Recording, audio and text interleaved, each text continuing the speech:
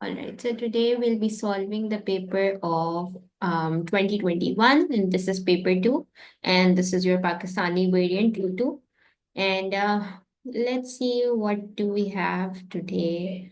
Okay, so we have the first compulsory question in which we need to answer any two of the Hadith Mubarakah. They'll give you four, and you need to attempt two of them. ठीक है? So सबसे पहली जो है वो है the messenger of Allah sent Abu Musa and Muad ibn Jabal to Yemen, and he sent each of them to govern apart. Then he said, be gentle and do not be hard, and cause rejoicing and do not alienate. ठीक है, ये आपकी पहली है. दूसरी है, may Allah Ta'ala show mercy, sales वाली trading, and then third वाली is religion is sincerity. और फिर इसके बाद whosoever of you sees an evil action, let him change it with his hand, and if he's not able to do so, then do it with your tongue. तो anyways आपके पास चार हदीस मुबारक हैं, आप मुझे इसमें से बता दें आप लोगों ने कौन सी करनी है, और फिर हम उस वाली को टारगेट करते हैं. मैम सेकंड और फोर्थ कर लें. सेकंड एंड फोर्थ कर लेते हैं, बिल्कुल कर लेते हैं, सेकंड एंड फोर्थ. ठीक है, इसको मैं कॉपी करके लेके जाती हूँ. पहले सेकंड वाली को देख लेते हैं. तो वो भी सिमिलर ही है जैसे हम पेपर वन में करते हैं. ये आपकी हदीस है, ठीक है, और इसको जो है हम सॉल्व करते हैं.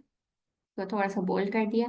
अच्छा, इसमें क्या पार्ट ए और पार्ट बी सिमिलर होते हैं जैसे कुरानी पैसेजेस में होता है, बस इसमें आपने टीचिंग्स लिखनी है और आपने इसकी इम्प्लीमेंटेशन लिखनी है. वहां पर हम इम्पोर्टेंस लिखते हैं, यहाँ हम इम्प्लीमेंटेशन लिखते हैं कि कैसे जिंदगी में हम इसको लेकर आए. So if we look at this, may अल्लाह ताला show mercy to a man who is kind when he sells, when he buys, and when he demands his money back. तो प्राइमरीली आप इसकी जो हम पार्ट ए, अच्छा चलो हम part A इसका पहले फोकस करते हैं कि इसकी मेन टीचिंग्स आप इसको देख के क्या कंक्लूड कर सकते हो कि हमें इस सारी बातों से क्या रिस्पॉन्सिबिलिटीज, किस चीज के बारे में हमें पता चल रहा है. वन वर्ड में मुझे इसका आंसर चाहिए कि किस चीज के बारे में बात हो रही है. Selling, buying. जस्टिस. नहीं, सेलिंग और बाइंग एग्जैक्टली क्या चीजें होती हैं, पहले वो बताएं आप मुझे. सेलिंग एंड बाइंग की एक वन वर्ड में मुझे बताएं कि ये अहदीस मुबारका किस थीम को रिप्रेजेंट कर रही है. जस्टिस को कर रही है, काइंडनेस को कर रही है, मैरिज को कर रही है, सेलिंग बाइंग को कर रही है, बिजनेस को कर रही है, किसको कर रही है? मैम जस्टिस को कर रही है. जस्टिस को चलो जस्टिस तो, लेकिन इसका वर्ड नहीं बता पा रही. सेलिंग और बाइंग क्या होता है? बिजनेस ट्रांजैक्शंस होती है ना, ये बिजनेस. बिजनेस ट्रांजैक्शंस के ऊपर बात हो रही है. जस्टिस इसकी सेकेंडरी वो है, सेकेंडरी बात है. मेन एस्पेक्ट क्या है कि अल्लाह ताला wants his creation to show justice and to show kindness in all aspects of life, but this ahadith mubarakah is talking about financial dealings or business oriented dealings. And how should we carry, मैंने बताया था ना कि पहला हमारा point क्या होता है कि मेन थीम किस बारे में बात हो रही है. ठीक है, so this is your main theme. It's talking about business transactions and to be kind. ये जो आपकी वाली बात थी, to be kind, to be fair, and to be just while carrying out business dealings. ठीक है, ये है आपका फर्स्ट जो मेन थीम है, वो आपकी पहली ये है. समझ आई? क्लियर है ये वाली बात? Yes ma'am. ठीक है, और ये क्या कह रही है हदीस मुबारक कि आपने क्या क्या करना है जब आपने बिजनेस ट्रांजैक्शंस करनी है, तो आपने कैसे कैसे रहना है. ऑनेस्टी के साथ रहना है, काइंडनेस के साथ रहना है ना. Yes ma'am. Carrying out business dealings with honesty, ये है ना इसका main theme. Honesty and kindness. जी मैम. ठीक है. अच्छा, इसके अलावा what else can you highlight? इसमें लिखा हुआ है ना, मे अल्लाह ताला show mercy to a man who is kindly when he sells. So this shows कि अल्लाह ताला भी उस इंसान की तरफ क्या होते हैं, दैट मर्सीफुल होते कॉन्ट्रैक्ट. हैं जो दूसरों के साथ मर्सीफुल होता है. सो अल्लाह ताला is merciful towards those who are merciful towards his creations. ठीक है, merciful towards those who are merciful towards others. So ये सारी आपकी मेन थीम है। एक और आप मुझे बात बताएं, बिकॉज हमारी 4 पॉइंटर्स अभी नहीं हुए हैं। इसकी आपको मैं एक सेइंग बता देती हूँ। वो है हदीस मुबारक का है, आप वो मेंशन कर सकते हो, और ये आपका बहुत सॉलिड पॉइंटर हो जाएगा। प्रॉफिट सेज, ये आपको मेरी स्लाइड में भी मिल जाएगी ये वाली। You should be kind to those on earth, and he who is in the heavens will be kind to you. So जब भी हमने बात करी है ना, वो उसको लिंक कर गई कि अल्लाह ताला is merciful towards those who are merciful towards others, and prophet says you should be kind to those on earth, and who is in heavens will be kind to you. तो ये आपका part A हो गया। ठीक है, अब हम अगर पार्ट बी देखें, so how can we implement this.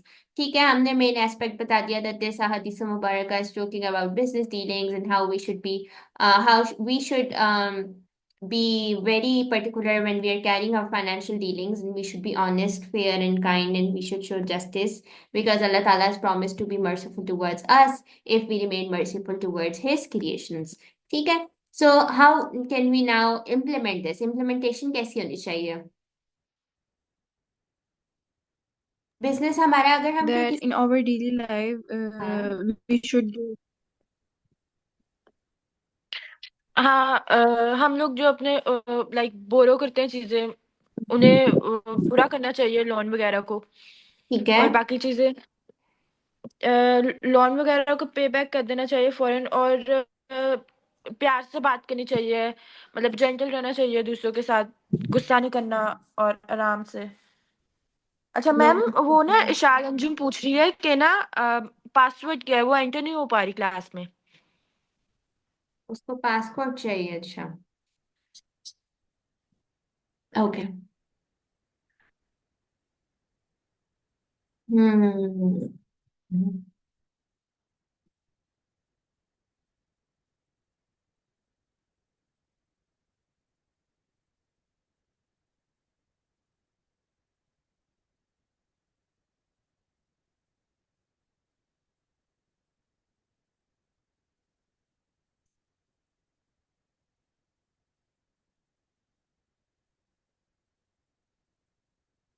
ठीक है, मैंने उसको भेज दिया। अब ऑल राइट, तो हम किधर थे? मैंने, आप लोगों ने मुझे लोन वाली बात बता दी, loan should be paid back. और अगर हम बिजनेस करें तो हमें बिजनेस कैसे करना चाहिए? We should be fair while carrying out our business, है ना? And we should not keep high profits, जिससे लोग रखते हैं high profits, we should not keep very high profits, and we should be particular about और ma'am our हमें हम लोग और हाँ, हम्म जिन लोगों ने अगर उनसे बोरो किया हुआ है, ठीक है, चीजों को, अगर वो इस कंडीशन ना ना हो कि वो उस उधार को उतार सकें, तो वो हम्म लोग जो जिसको दिया हुआ है वो उस उधार को माफ कर दे। ठीक है, उधार वाली बात आपने एक दफा कर दी ना। तो उसको हम ऐसे कर सकते हैं that we could show, we could, ये उधार वाली बात पर ही लगते हैं, loan should be paid back, and we should be what do we call that word? We should be lenient towards those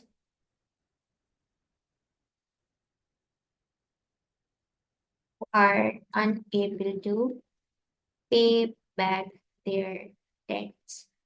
ठीक है, सही है। यस।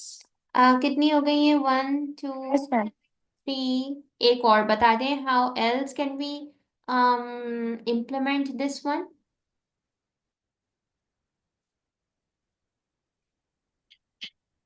और जो सेलर है उसे ऐसी प्राइस रखनी चाहिए जो कि बायर के लिए प्रॉफिट, भी इजी हो और वो प्रॉफिट, आ गई हाई उसके लिए भी प्रॉफिट। प्रॉफिट हो। हाई प्रॉफिट में हमने कवर कर लिया इसको। और बताएं मुझे कुछ सोच के। मैम आप हदीस करवा रही हैं? जी, ये वाली हदीस है आपके पेपर की है। इसी पेपर से हमने निकाली, मैंने उसको अलग कॉपी पेस्ट कर दिया ताकि मैं इसको लिख सकूं प्रॉपर राइटिंग में। जी। जी ओके। मुझे और इसका बताइए। इम्पोर्टेंट बताना है? Implementation okay okay. अम, सारी हमने बातें। सोच के बताती हूँ। कोई सोच एग्जाम्पल के दे बताती दें कि अगर हम बिजनेस अपना कर रहे हो तो हम एज अ बिजनेसमैन हम थोड़ा सा झुकता हुआ तोलें। मीनिंग कि अगर हम थोड़ी सी गुंजाइश दे दें कि अगर कोई हमसे बार्गेन कर रहा है, एज अ हूँ। बिजनेसमैन आप उसकी बार्गेनिंग को एक्सेप्ट कर लें या उसको थोड़ा सा ज्यादा दे दें। जैसे इसकी एक छोटी सी एग्जांपल वो होती है कि जब हम कपड़े लेने जाते हैं जो अनस्टिच्ड होते हैं, तो आपने कभी देखा होगा कि कुछ शॉपकीपर्स आपको थोड़ा ज्यादा कपड़ा दे देते हैं। So that is also an example of being merciful, क्योंकि आप उसका पे नहीं कर रहे हो। सो आप ये तो मैंने आपको कपड़े की एग्जाम्पल दी, इसी तरीके से कोई भी आप किसी भी चीज का लिख सकते हो कि एज अ बिजनेसमैन आप थोड़ा सा वेट एंड मेजर्स जो है वो ज्यादा करके दे सकते हैं। यानी वेट, किसी चीज अगर कोई चीज खरीद रहे हैं वेट वाली, जैसे फॉर एग्जाम्पल आप 1 किलो आलू लेने गए, उसमें आपको 2-3 आलू और डाल दिए तो सो वो वेट में आ जाएगा, एंड मेजर्स में आपकी लेंथ वाली चीजें आ जाएंगी। Weight and measures would be added in extra amount। ठीक है, would be added in extra amount। तो ये आपका मैम पहले हम वाला ये इसके इम्पोर्टेंट इम्पोर्टेंस नहीं है, इसकी टीच मैम हम इसकी इम्प्लीमेंटेशन है। इम्प्लीमेंटेशन में प्रॉफेसर सल्लल्लाहु अलैहि वसल्लम।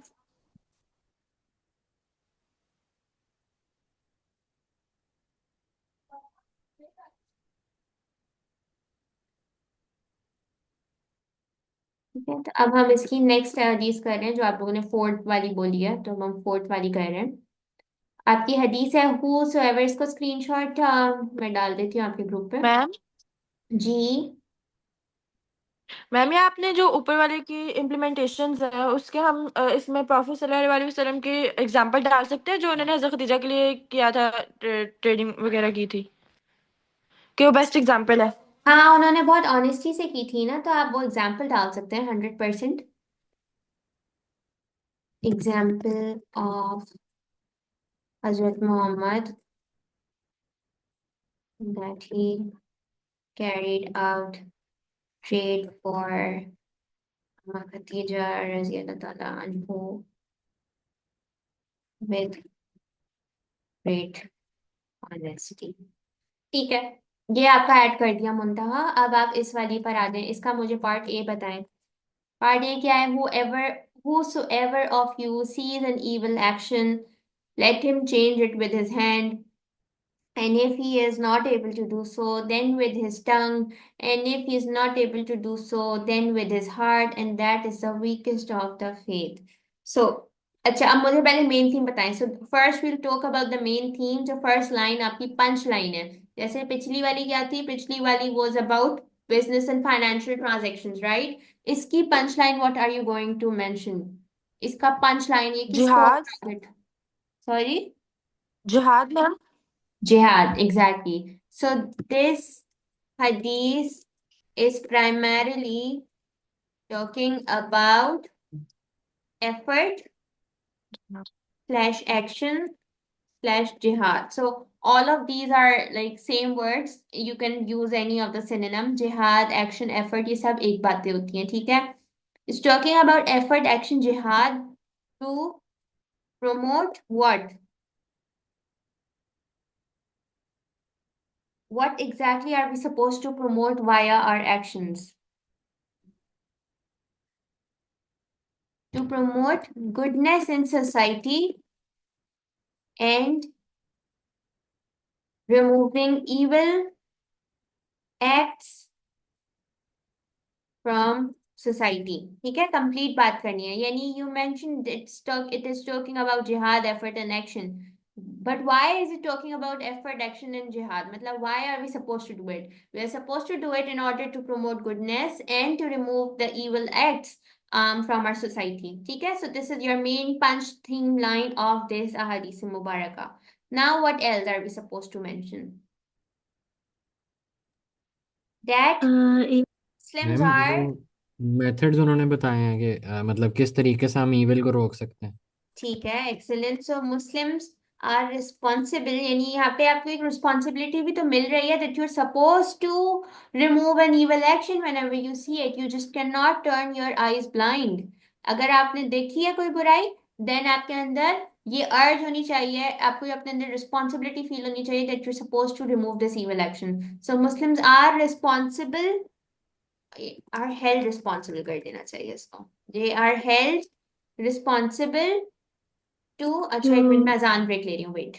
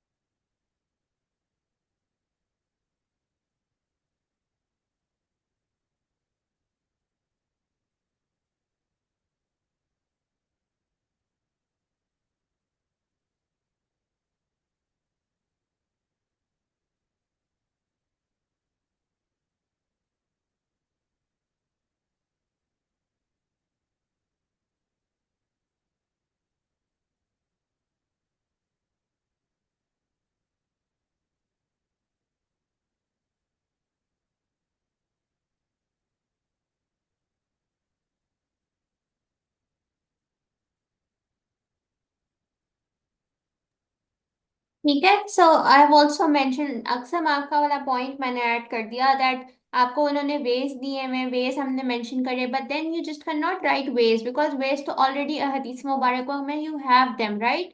You need to give a solid example, and यही एग्जाम्पल है जो करंट टाइम्स की है, such is killing of Muslims in Gaza because they were killed and we were unable to do anything for them, and the least that we could do was to accept the boycott, which many of us didn't do as well. So ये least था जो हम कर सकते थे, it was to accept the boycott and to consider the Western leaders evil for causing such huge genocide, because हम we tend to get inspired from Western world a lot. Everyone is trying their level best to migrate to USA or UK or Canada. हम अपनी पूरी पूरी effort डालते हैं to leave Pakistan, to leave a Muslim country, Pakistan की, I'm not taking side of Pakistan, but I am saying that हम effort डालते हैं नॉन मुस्लिम वर्ल्ड में जाने के लिए। So at least this was something जो हम कर सकते हैं कि हम एटलीस्ट वेस्टर्न लीडर्स को इविल एक्सेप्ट करें बिकॉज उन्होंने ह्यूज जेनोसाइड करवाया। अगर और कोई एग्जांपल आपको आ रही है तो you can mention it, but I think this is sufficient for part A. किसी मैम को आ रही है किलिंग की एग्जांपल? जगह किलिंग की जगह मार्टायरडम बेहतर नहीं? हाँ, मार्टाइडम भी लिख सकते हैं, बट हाँ लिख लें, बट मार्टाइडम फिर वो आपके ऊपर वो ना आ जाए ना। वैसे तो वी डू एक्सेप्ट कि वो दे वर मार्टायर्ड, बट ये ना हो कि मार्टायरडम की तो अपनी इतनी वो होती है सिग्निफिकेंस, तो आपको बुरा क्यों लग रहा है? सो मुझे वर्ड से कॉन्फ्लिक्ट हो रहा है कि वैसे वी डू एक्सेप्ट कि मार्टाइडम तो थी, बट वो कहीं ये नेगेटिव पॉइंटिंग में हमारे ना चला जाए कि उसकी तो सिग्निफिकेंस है, मुस्लिम्स तो चाहते हैं कि उनको उनको शहीद करा जाए, तो फिर मुझे क्यों उतना बुरा लग रहा है। सही है। ओके। इसलिए I think such as killing ही, उनके लिए किलिंग इसलिए ताकि किलिंग का एक इम्प्रेशन होता है ना, that they were killed, they were innocent but they were killed. वो उनका रैंक एक ऑब्वियसली वो डिफरेंट रैंक है, उसको तो हम कुछ भी नहीं कह सकते। बट लेकिन टीचर। हम ये तो नहीं कहेंगे ना कि भाई ओपनली बस हम मुसलमानों को सबको मारना शुरू कर दो बिकॉज उनको तो शहीद होना पसंद है। ठीक है। हम्म। अच्छा, कोई और एग्जाम्पल अगर आ रही है तो बता दें, मैं फिर वरना टीचर, पार्ट की। हजरत अबू बकर की लिख सकते हैं? क्या? जक़ात हजरत वाली? अब नहीं, वो फॉल्स प्रॉफिट वाली। फॉल्स प्रॉफिट वाली? हाँ, वो उनके अगेंस्ट बैटल हुई थी। ठीक है, आप हजरत अबू बकर की एग्जाम्पल लिख सकते हैं। हजरत अबू बकर की एक ये एग्जाम्पल लिख दें, एक जिजिया वाली लिख दें ना, बिकॉज जिजिया वाली नहीं, जक़ात वाली, सॉरी। तो इनकी दो एग्जाम्पल आ गई। ठीक है, तो आप ये भी मेंशन कर लीजिएगा, हजरत Abu Bakr false prophet, dealt with false prophet and dealt with false prophet and people who rejected zakat। ठीक है, एक्सलेंट। चले जी, part B, how can we implement this. एक इम्प्लीमेंटेशन तो we have already mentioned in the main theme कि हम कैसे कर सकते थे, but now we are talking about implementation, कैसे, how can we practise this. Teacher, जैसे जो एक मैंने किधर देखा था कि जो जालिम जो रूलर है ना, हम्म। उसके सामने हम सच बोलें, ये भी एक किस्म की इसमें ही आती है, इस हदीस में। इसमें ही आती है? Are you sure? जी मैं मतलब उसके सच बोलें, जो जुल्म करता है रूलर, उसको सच ठीक, अच्छा उसके ठीक है, सामने ये बोलें। आप कह रहे हो कि okay, truth in front of those, एक minute, truth in front of those who have wronged you। ठीक है। And what else can you do. कोई इविल एक्शन, मुझे किसी और की एग्जांपल बताएं, कोई एक्शन की एग्जांपल बताएं, यानी कोई मुझे लिटरल इविल एक्ट बताएं। Ma'am, and to hmm. like stop them from literally like गंद ना मचाना। क्या? मुझे आवाज नहीं आई आपकी। मैं कह रही हूँ जैसे उनको लाइक गन लाइक सोसाइटी में गन बजाने से मना करना, बैक बाइटिंग से मना करना, बैक बाइटिंग से मना करना, ठीक है। Backbiting, got it. और like theft, theft? Bribe, cheating, cheating in form of? कहाँ cheating, where? Like teacher, justice दिलाना। ठीक है, मैं एक चीटिंग का मुझे वो बताएं ना, एक जुमला कंप्लीट करें, चीटिंग चीटिंग में व्हाट? जैसे आप किसको वही चीट कि अगर आप कोई बिजनेसमैन हो और लाइक आप चीट कर रहे हो उस दूसरे बंदे पे, उसको चीटिंग, महंगी ठीक है, चीज दे रहे हो, एक्सलेंट, ये गलत आप कंप्लीट वे करने में। हैं आपके सेंटेंसेस। ठीक है, चीटिंग एज अ बिजनेसमैन, सही है। और और आपको इवन क्या बोला था? बैक बाइटिंग, चीटिंग और एक और थेफ्ट। और मैंने मैम, थेफ्ट। लोगों को बुरा ना करने पे मोटिवेट करना, और अगर वो लोग उसकी बंदे की बात नहीं मानते तो उन्हें हायर अथॉरिटी के पास जाना चाहिए। है, बट शायद मुझे वो थेफ्ट का कंप्लीट करके बताएं, थेफ्ट ऑफ क्या? पर जैसे आप कहीं से कोई भी चीज लाइक दुकान पे जाओगे या चोरी कर लो कोई चीज या किसी और की चीज, स्टीलिंग, मार्केट्स या किसी के बिलोंगिंग्स। ठीक है, सही है। मैम, जी। एक कॉमन इशू जो है हम्म। सोसाइटी में इस वक्त, जैसे कि यूजिंग ऑफ अब्यूजिव लैंग्वेज, तो उसको डीप मतलब 100%, 100%। उसको आप प्रमोट का ऑपोजिट क्या होता है? स्टॉप। डिस्करेज, इसका। डिस्करेज करो या एंड मैम वो भी हुआ ना कि उनको लाइक लाइक सोसाइटी को क्या कैसे कहूँ, सोच रहे हैं। उर्दू में बता दूँ। बताएं बताएं। गन बचाने लाइक ऐसे कूड़ा जमीन पे फेंक देना। ओके, ठीक है, to avoid littering. Ji.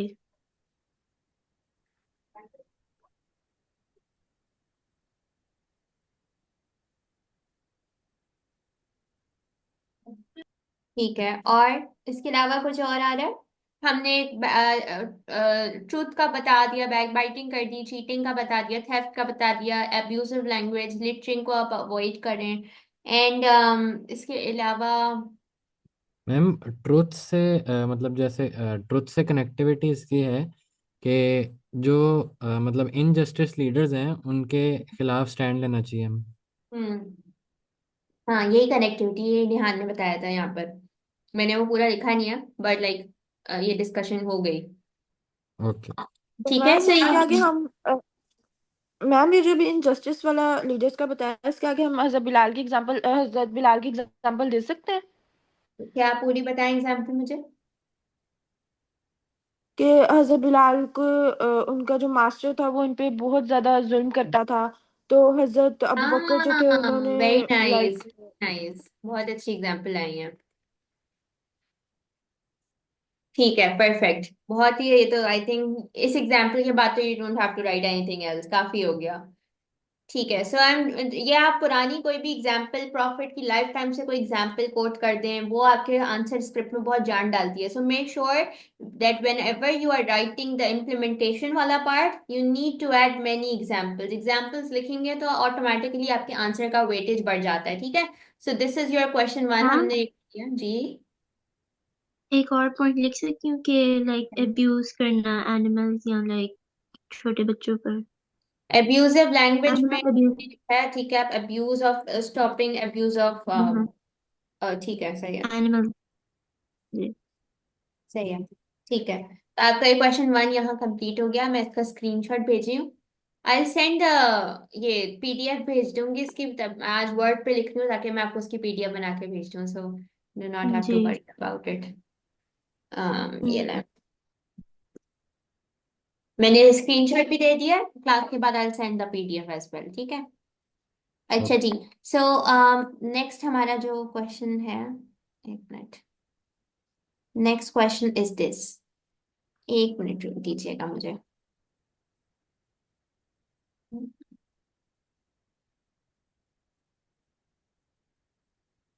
So this is your next question. Write about the importance of knowing the Prophet's hadith and following his sunnah for Muslims.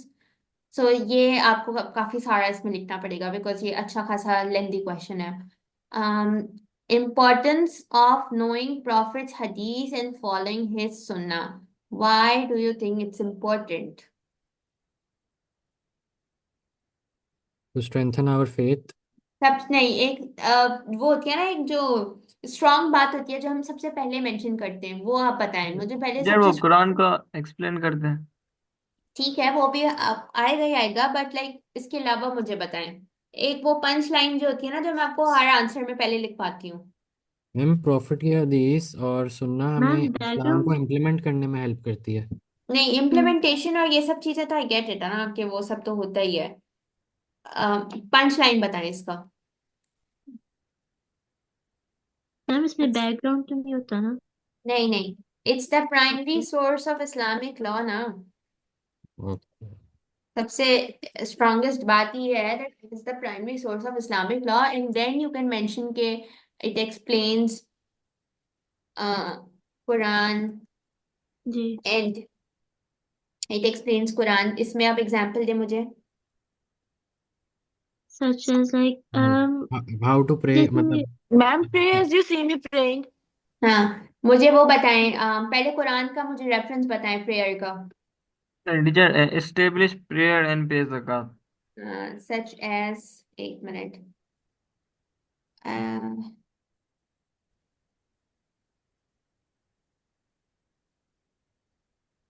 in Quran, establish prayer and pay zakat, ठीक है?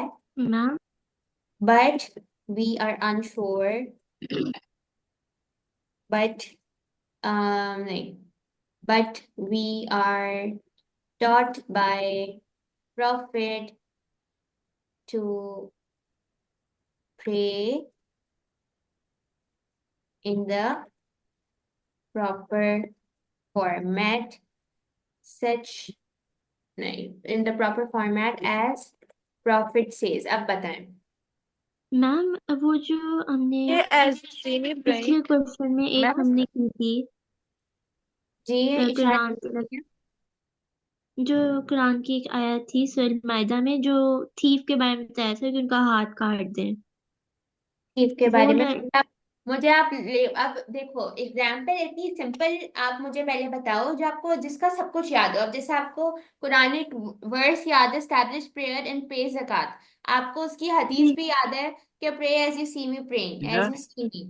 हाँ तो अब मुझे ma'am ऐसी एक तो तो मुझे मैं मेरी बता बात दूं तो ओ माय गॉड मुझे मेरी बात तो कंप्लीट होने दिया दिया करो। आई नो आपको आ बहुत रहा है, पहले मेरी बात तो सुन लो। मैं ये कह रही हूँ कि ऐसी माइनर एग्जाम्पल लिखा करो पहले जिसका आपको श्योरिटी हो कि मुझे इसकी सारी वर्सेस याद है, मुझे इसकी कुरान एक वर्स भी याद है, मुझे उसकी हदीस भी याद है। और अगर नहीं याद तो तो फिर अपने वर्ड्स में लिखने की जरूरत नहीं है क्योंकि ये बहुत सेंसिटिव चीजें हैं ना, तो आप वर्सेस और हदीस को अपनी ओन वर्डिंग्स में नहीं लिख सकते, ठीक है। तो आप एक और भी था बता दूं एक मिनट रुके, no prayer is complete without al Fatiha, ये भी है ना। हम्म, तो ये जी अब ये आपके भी है पास एटलीस्ट आपकी यहाँ पर एक एग्जाम्पल जो है ना वो सॉलिड स्टैब्लिश हो गई कि हाँ भाई ये हमारी एक एग्जाम्पल है। आप बताओ क्या बता रहे हो, एक एक करके बोलना। अब लाइक मैं पूरी पहले वो वर्स लिखूं फिर वो भी लिखूं जो होली प्रॉफिट ने कहा है जी, दोनों चीजें लिखनी है। तो मैं बता दूं बताओ।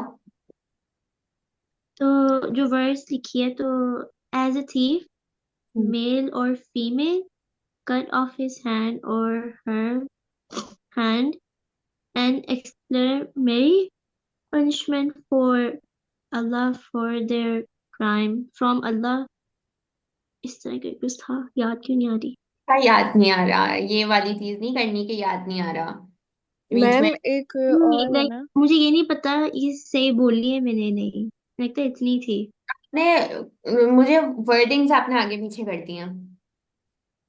वर्डिंग्स ओके मैम मैं बताऊं एक। एक मिनट, आपको मेरी स्क्रीन नजर आ रही है? जी अच्छा वो वर्ड डॉक्यूमेंट नजर आ रहा है, ओके रुको मैं आपको बताती हूँ उसके। अच्छा किसी और को कोई याद आ रहा है? मैम मैम और जो जैसे एक तो अल्कोहल कुरानी रिलेटेड है, अक्सम बोले क्या कह रहे हैं? जो अल्कोहल के रिलेटेड है, O you believe intoxicants gambling idolatry and divining arrows are abominations of Satan's handiwork, ये कुरान की वर्स है। ठीक है वो एक मिनट पहले मैं इशाल वाली लिख दूं। Another example is Quran says, as for the thief, male or female, cut off his hand or her hand in exemplary punishment from Allah Ta'ala for their crime. And Prophet, teacher इसको break नहीं कर सकते? जैसे मैं लिख रहा हूँ, as for theft mail और फीमेल कट ऑफ हिज और हर हैंड, यहाँ तक। as for क्या? टीचर मैं बोल रहा हूँ, एज फॉर थेफ्ट मेल और फीमेल कट ऑफ हिज और हर हैंड, बस मैं यहाँ तक लिख रहा हूँ। फिर नहीं मैं आपने हदीस। क्या ये तो अभी वर्ड्स यहाँ कंप्लीट हो गई ना, हर हिज और हर हैंड, मैं तो आगे इसको एक्सप्लेन कर रही हूँ। लेकिन अब प्रॉफिट की क्या है, प्रॉफिट का याद है आपको उन्होंने क्या कहा जी था? मिस, जी के टीचर जी 10 मुझे दिरहम याद है वाला भी। हम्म, ठीक है। पूरी बता मैम दूं पूरी मैं प्रॉफिट एक ने क्या बता कहा था सकती हूँ। The Prophet, peace be upon him, explained the verse by saying the hand should be cut off for the theft of a quarter of a dinar or more. तो ये आपकी उसकी जी एक्सप्लेनेशन आ गई, ठीक है। तो अब आपने सफिशिएंट एग्जांपल्स ऑलरेडी मेंशन कर दिए हैं, यानी अगर दो एग्जांपल्स आपने लिख दी लेकिन प्रॉपर, यानी कि उसकी कुरानिक एक्सप्लेनेशन भी और उसकी हदीस की भी, तो फिर आप फिर थोड़े सेफ जोन में आ जाते हो। अब अगर इसके बाद आप कोई और एग्जांपल यानी कुछ और बताना चाह रहे हो तो फिर आप मेंशन कर सकते हो, ठीक है। लेकिन जितनी ज्यादा एग्जांपल्स डालोगे उतना बेहतर ही होता है। तो ये हो गई, ये मैम दो एक एग्जांपल्स। हाँ अब बताओ। एक एक एग्जांपल है जो कुरान में कहा गया कि obey Allah and obey the prophet, तो prophet peace be upon him ने फिर कहा था he who obeys the messenger has indeed obeyed Allah. हाँ ये तो बहुत अच्छा पॉइंट है। मुझे लिखवाओ, मुझे ये याद नहीं आ रही है अभी, मुझे लाइक वर्डिंग्स याद नहीं आ रही। For example Quran says obey Allah and obey the prophet. Obey Allah, हाँ, एंड ओबे द प्रॉफिट। एक minute,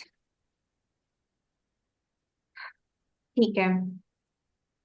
and Prophet says, He who obeys the messenger has indeed obeyed Allah.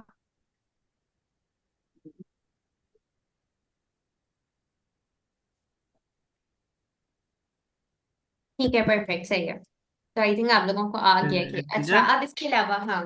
ये जो ma'am quarter of आपने दिनार लिखा है उसकी जगह ये नहीं लिख सकता? The hand will not be cut for less than 10 dirhams. हाँ, ये भी लिख सकते हो। मैम मुझे रेफरेंस याद नहीं है कि वो किसकी है, मुझे ये बुखारी वाली तो पता है। वो वाली अब देख लेना कि वो मुस्लिम की है, बुखारी की है, ठीक है। अक्सम जी बोलिए। जो सूरह मैदा में अल्कोहल के बारे में कहा गया है, O you who believe intoxicants, gambling, idolatry and divining arrows are abominations of Satan's handiwork. और इसके जो मतलब हदीस में एक रेफरेंस इसमें मिलता है कि हज़रत अबू बकर के कैलिफेट के दौरान जब एक मतलब एक जो फॉल्स अ, प्रॉफिट। नहीं, वो एक जो बंदा था जिसने अल्कोहल ड्रिंक की थी, उसको ऑर्डर किया गया था कि 40 लैशेस उसको दिए गए थे पनिशमेंट के तौर पे। अच्छा, कुछ याद तो है, लेकिन ये लाइक प्रॉपर प्रॉपर वर्डिंग्स याद है आपको? अ, मैं एक मिनट देख लो देख लो, देख के बता दो। लाइक प्रॉपर मैम वर्डिंग्स बताओ ताकि इसमें हमारी पीडीएफ बिल्कुल सही बने। मैम इसमें खाली वही लिखने हैं। एग्जाम्पल्स के अलावा तो मतलब एक्चुअल बात भी टीचर, लिखनी है। हमने जी एग्जाम्पल्स पहले कोट कर दिया, हमने एक्चुअल बात पर भी आना है, यानी अभी हमने लाइक सिर्फ हमने एग्जाम्पल्स लिखी हैं, हमें अपना टीचर भी नए input टेंस की देना है। भी। तो जी, हम कितनी एग्जाम्पल सीख सकते हैं? 5 एग्जाम्पल्स अगर आप लिख रहे हो ना, तो फिर तो आप हम्म, पक्का मतलब आपके अंदर श्योरिटी होनी चाहिए कि 5 एग्जाम्पल्स मैंने लिखे हैं तो मुझे 10 on 10 एज इट इज मिल जाएंगे। लाइक अगर मैं अब और इसमें कुछ ओके। ना लिखूं और मैं 2 एग्जाम्पल्स और लिख दूं, वो मजबूर होंगे कि हम्म, मुझे 10/10 देंगे एट एवरी कॉस्ट, बिकॉज हम्म, कुरान और हदीस के रेफरेंसेस बहुत वेटेज रखते हैं। बट लाइक उसके लिए फिर आपके ओके। पास 5 एग्जाम्पल्स बहुत अच्छी तैयार होनी चाहिए, यानी आपको कोई वर्डिंग्स में हम्म, आप आगे पीछे ना करो। लेकिन अगर आपको फॉर एग्जाम्पल इतनी एग्जाम्पल्स याद नहीं है और लेट्स से हमने यहाँ पे 3 लिखी हैं, तो अब मुझे फिर अपना कंटेंट लिखना पड़ेगा जो अब हम लिखेंगे। मैम हम्म, वो ऐसे मुझे मिला है कि ड्यूरिंग हजरत Abu Bakr's caliphate a man hmm. Was brought off for drinking alcohol, following hmm. Practice Abu Bakr ordered him to be lashed 40 times. सही सही मुस्लिम। है, ठीक है, परफेक्ट, सही है। और इसकी कुरानिक वर्स भी है ना? जी, वो मैंने पहले बताई थी आप। हाँ ठीक है, तो अगर आप वो लिखना चाहो एक और एग्जाम्पल ऐड करके, तो आप वो भी लिख सकते हो। अब मुझे ये बताओ कि अब हम लाइक कंटेंट की तरफ चलते हैं कि लाइक अब हम अपना इनपुट देंगे ना, that why exactly are we saying it is important. माना आपको एग्जाम्पल्स आपने दे दिए, बट लाइक अब एक्चुअल जो कंटेंट लिखना है वो हम क्या लिखेंगे? Teacher, hmm. हम डिस्क्राइब करेंगे, जैसे वो जो स्टेब्लिश पीरियड वाला पीरियड को डिस्क्राइब करेंगे, फिर ज़कात को डिस्क्राइब करेंगे। ठीक है, बट आप हदीस के बारे में लाइक मुझे कोई और एग्जाम्पल भी तो दो ना। मैम एग्जाम्पल मैं लाइक एक दूं? एग्जाम्पल मैटर्स की एग्जाम्पल नहीं, लाइक मुझे कंटेंट वाली एग्जाम्पल दो। टीचर, जैसे पीरियड में लेकिन कुरान में ये नहीं बताया कि वो जो पीरियड कैसे करनी है और कौन सा मेथड है। ये सारा प्रॉफिट ने बताया अपनी प्रैक्टिकल डेमोन्स्ट्रेशन से। सो आप ये लिख सकते हो उसको आप प्रॉपर तरीके से, दैट द कुरान एंड हदीस डू नॉट कॉन्ट्रडिक्ट, कॉन्ट्रडिक्ट यानी कि आपस में अलग अलग बातें नहीं करते, do not contradict with each other, rather we get comprehensive, rather we get comprehensive, comprehensive understanding of what is जी mentioned in Quranic commands। ठीक है, इसके अलावा मैम फिर हम ये भी लिख सकते हैं whenever the companions found Quran silent in any matter they would look into the hadith and sunnah of the Holy Prophet peace be upon hmm, him। ठीक है, whenever companions found Quran silent on a matter, they would look for hadith slash sunnah to resolve a particular matter. ठीक है, आपकी बात भी आ गई। और बताएं। टीचर इनहेरिटेंस का लिख सकते हैं? लिख सकते हैं 100%। आर्य आगे पीछे की सारी बातें अगर याद है तो बताएं। टीचर मुझे हदीस याद है, कुरान की नहीं याद है। फिर नहीं लिख सकते, सारी बातें बतानी मैम चाहिए। मुझे याद है इनहेरिटेंस पे। हाँ बताओ। कुरान सेज। ऐसे प्रॉफ नहीं मैम, प्रॉफिट की याद है। नहीं ना, दोनों याद होनी चाहिए। यही तो कह रही हूँ, एक चीज नहीं लिख सकते, दोनों लिखनी है। टीचर मैं ऐसे लिख सकता हूँ, अगर मुझे कुरान की याद नहीं आई, मैं ये लिखूंगी, in Quran it told about inheritance but the prophet peace be upon him hadith give detail that for the male share it is equal to the 2 times of female share. हाँ लिख सकते हैं, बट वो आपको उसकी words से support करना पड़ेगा। हम हवाई बातें नहीं लिखेंगे, बिकॉज कुरान और हदीस बहुत सेंसिटिव होता है ना। तो जब भी हम उसके बारे में कोई बात लिखते हैं तो हम प्रॉपर रेफरेंस के साथ लिखते हैं, ऐसे हम खुद से नहीं लिखते। मैम एक हजरत अबू बकर की एग्जांपल बताएं। कि उन्होंने कहा था कि जिससे इम्पोर्टेंस हदीस और सुन्ना की पता चली थी, जब उन्होंने कहा था obey me as long as I obey Allah and his messenger and if I disobey Allah and his messenger you are under no obligation to हाँ ओबे मी। ये अच्छी एग्जाम्पल है। दैट्स अ नाइस एग्जाम्पल कि उन्होंने भी यही कहा था कि obey me as long as I obey prophet. ठीक है, ये अच्छी एग्जाम्पल है। और मुझे वो बताएं अब इम्पोर्टेंस ऑफ हदीस, कि हमें इसको क्यों what is basically the importance, हम क्यों हदीस और सुन्ना को जो है वो फॉलो कर रहे हैं। मैम हम्म। मैम इसमें हम कुरान और सुन्ना का रिलेशनशिप देख सकते हैं। कुरान और सुन्ना का ये रिलेशनशिप ही तो इतना सारा लिखा है हमने। हमने नहीं बताया example prime like. Islamic law, और उसके बाद हम उसकी रिलेशन ही लिख रहे हैं अभी तक तो। ओके। और बताएं। वी मैम अब यहाँ पर आप थोड़ी सी बेसिक बात पर आए। We get the proper framework of how to lead our lives in accordance to Quran by looking at the Sunnah of Prophet peace be upon him. Do you all agree with this point?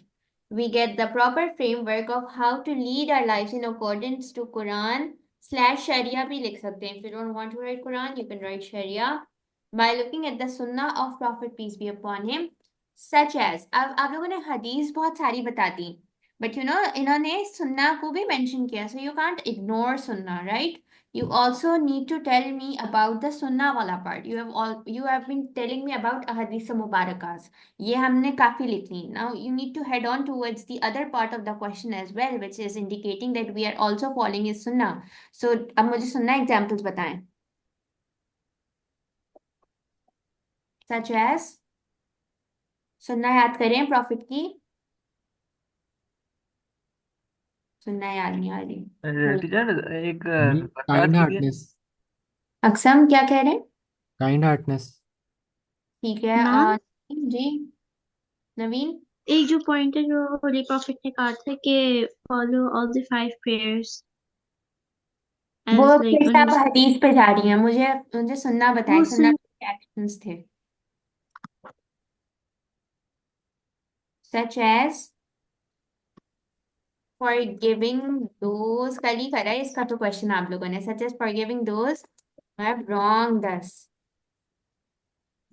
like prophet forgave Hinda, Abu Sufyan and people of Taif. ये तो कल ही करा है, ये कैसे भूल गए. Forgiveness तो सबसे टॉप टॉप टॉप सुनना है. एंड इसके अलावा in addition to मैम वो this, काइंड हार्टनेस में नहीं आता, मतलब फॉरगिवनेस। forgiving kind, हाँ तो उसकी एग्जाम्पल ले. either way कोई भी वर्ड मेंशन कर दें. ओके। ठीक है. और in addition to this, forgiving kindness एक हो गई, और सुनना बताएं. Honesty. Honesty. In addition to this, being honest and truthful in all the affairs of our ma'am kindness for giving में आ जाएगी। हाँ टीचर ब्लड मनी को मना किया था प्रॉफिट ने। are you sure blood जी miss, blood money final year तो में। blood money तो it's the component blood money दिया जा सकता है blood money मना नहीं है टीचर फेयरवेल सरमन में तो बोला था प्रॉफिट ने। क्या बोला था मैम टीचर वो याद नहीं आ रहा, एक minute, proper words. Proper words बताएं फिर मैं कुछ बता सकूंगी in addition to this being honest and truthful in all the affairs of day to day life और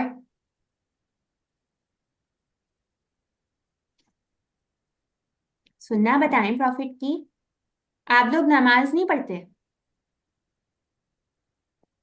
पढ़ते हैं। पढ़ते हैं नमाज में हम सुन्नतें नहीं पढ़ते पढ़ते हैं। तो पढ़ते हैं ना तो बताएं ना इसको मेंशन करें वी ऑल्सो ऑफर सुन्नत prayer as offered by prophet फिर तो ma'am articles of articles of faith पे आप कहाँ चली गई आर्टिकल्स ऑफ फेथ में तो बिलीफ इन प्रॉफिट है ना कि यानी आपने बिलीव इन प्रॉफिट तो रखना ही है वो कह रहे हैं कि फॉलोइंग इज सुन्ना की इंपॉर्टेंस बताएं वी ऑल्सो ऑफर सुन्नत prayer as offered by prophet to gain what fasting का भी यहाँ पे करेंगे। टू गेन रिवॉर्ड बाय अल्लाह सुब्हानहू व तआला फास्टिंग क्या कि फास्टिंग भी प्रॉफिट करते थे तो वो भी सुनना ही है।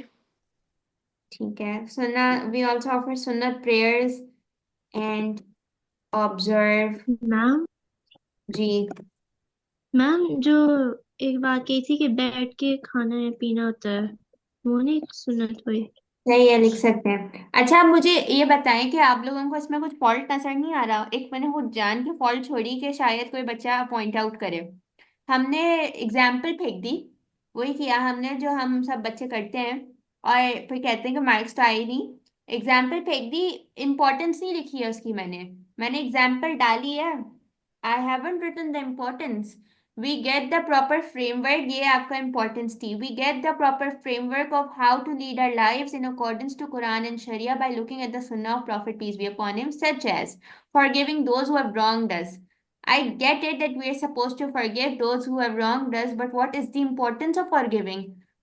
What exactly will I get upon forgiving people? Teacher peaceful society होगी। Exactly. क्यों नहीं बताया आप लोगों ने मतलब प्रॉपर फ्रेमवर्क है ठीक है इम्पोर्टेंस हो गई लेकिन फॉरगिवनेस से मुझे क्या मेरी सोसाइटी को मुझे क्या फायदा है so that we could spend our life in a peaceful society ठीक है अगर अगर हम सब लोगों को फॉरगिव करना शुरू कर दें तो don't you think our society will become peaceful अभी जितना क्योस है इट इज ऑल बिकॉज हम सब रिवेंज लेने के मतलब हम सब से by by that I mean के एक वाइडर ऑडियंस जो है रिवेंज में ही चलती है ना that we are always thinking इससे बदला लूंगी इसने मेरे साथ ऐसा क्यों किया इस बदला बदला बदला सारे लोग बदला लेने भी तो तुतले में and this is exactly why our society is so chaotic so peaceful society हमें कैसे मिलेगी इफ वी फॉलो द सुन्ना ऑफ नबी करीम ठीक है एक आपने बताया अब बताएं in addition to this being honest and truthful in all affairs of day to day life take the example वो नहीं डाला कि क्यों भाई मैं नहीं बोलना झूठ बोलूंगी मैं झूठ बोलने से क्या होगा झूठ बोलने से और डिसऑनेस्ट रहने से क्या होगा वाई शुड आई केयर बताएं टीचर ट्रस्ट नहीं होगा। ठीक है और because this is a characteristic of a moment तो मोमेंट भी तो बनना है ना characteristic ऊपर that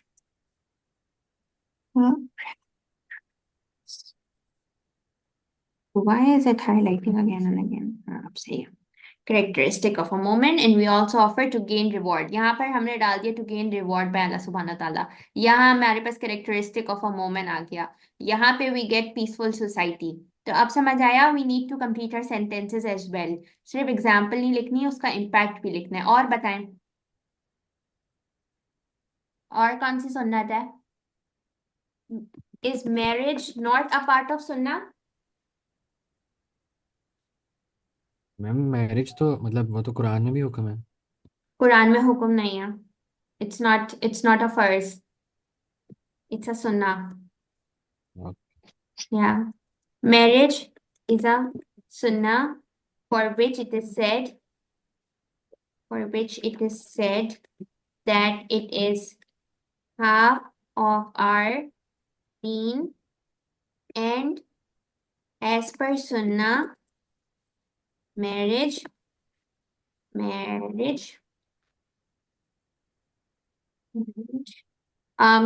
करने से क्या होता है? क्यों कहा जाता है कि शादी कर लेनी चाहिए? हाफ ऑफ आवर दीन की तो इम्पोर्टेंस आ गई. एक और बात बोली जाती है, what is it?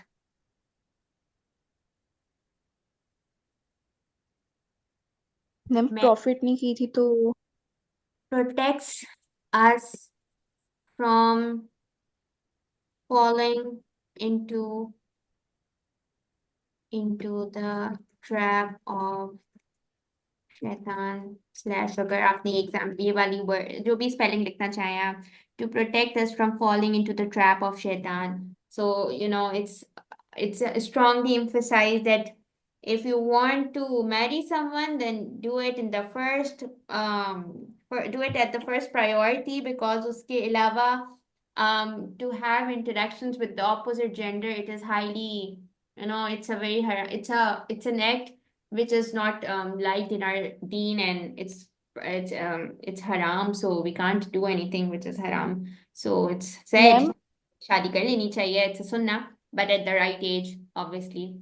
I'm not saying कि child marriage करवाना शुरू कर दें just because मैंने बोला या सुन्ना में है that marriage is half of our deen, so that doesn't mean कि child marriages, but it means कि आप एक हलाल तरीके से you are getting the interaction of the opposite gender.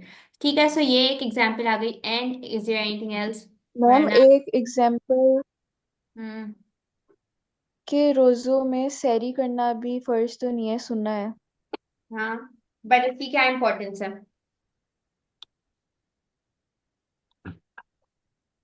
You need to ma'am connect help everything करता है, with the. Fasting में हेल्प करता है, मतलब आ, ठीक है, अगर सैरी के अब बाद हम फास्ट करेंगे कि तो मैम भूख वगैरह नहीं लगती। इसकी इम्पोर्टेंस बड़ी इम्पोर्टेंस होता है ना. ऑब्जर्विंग सैरी इज अ सुन्ना. इसका रिवॉर्ड बताएं मुझे, रिवॉर्ड कितना है सैरी करने का? You get rewarded just because you're doing sehri, you get reward out of sehri as well. Observing sehri is a sunnah which gains reward. इसके अलावा सलाम is also a sunnah. Salam and smiling is also a part of sunnah which promotes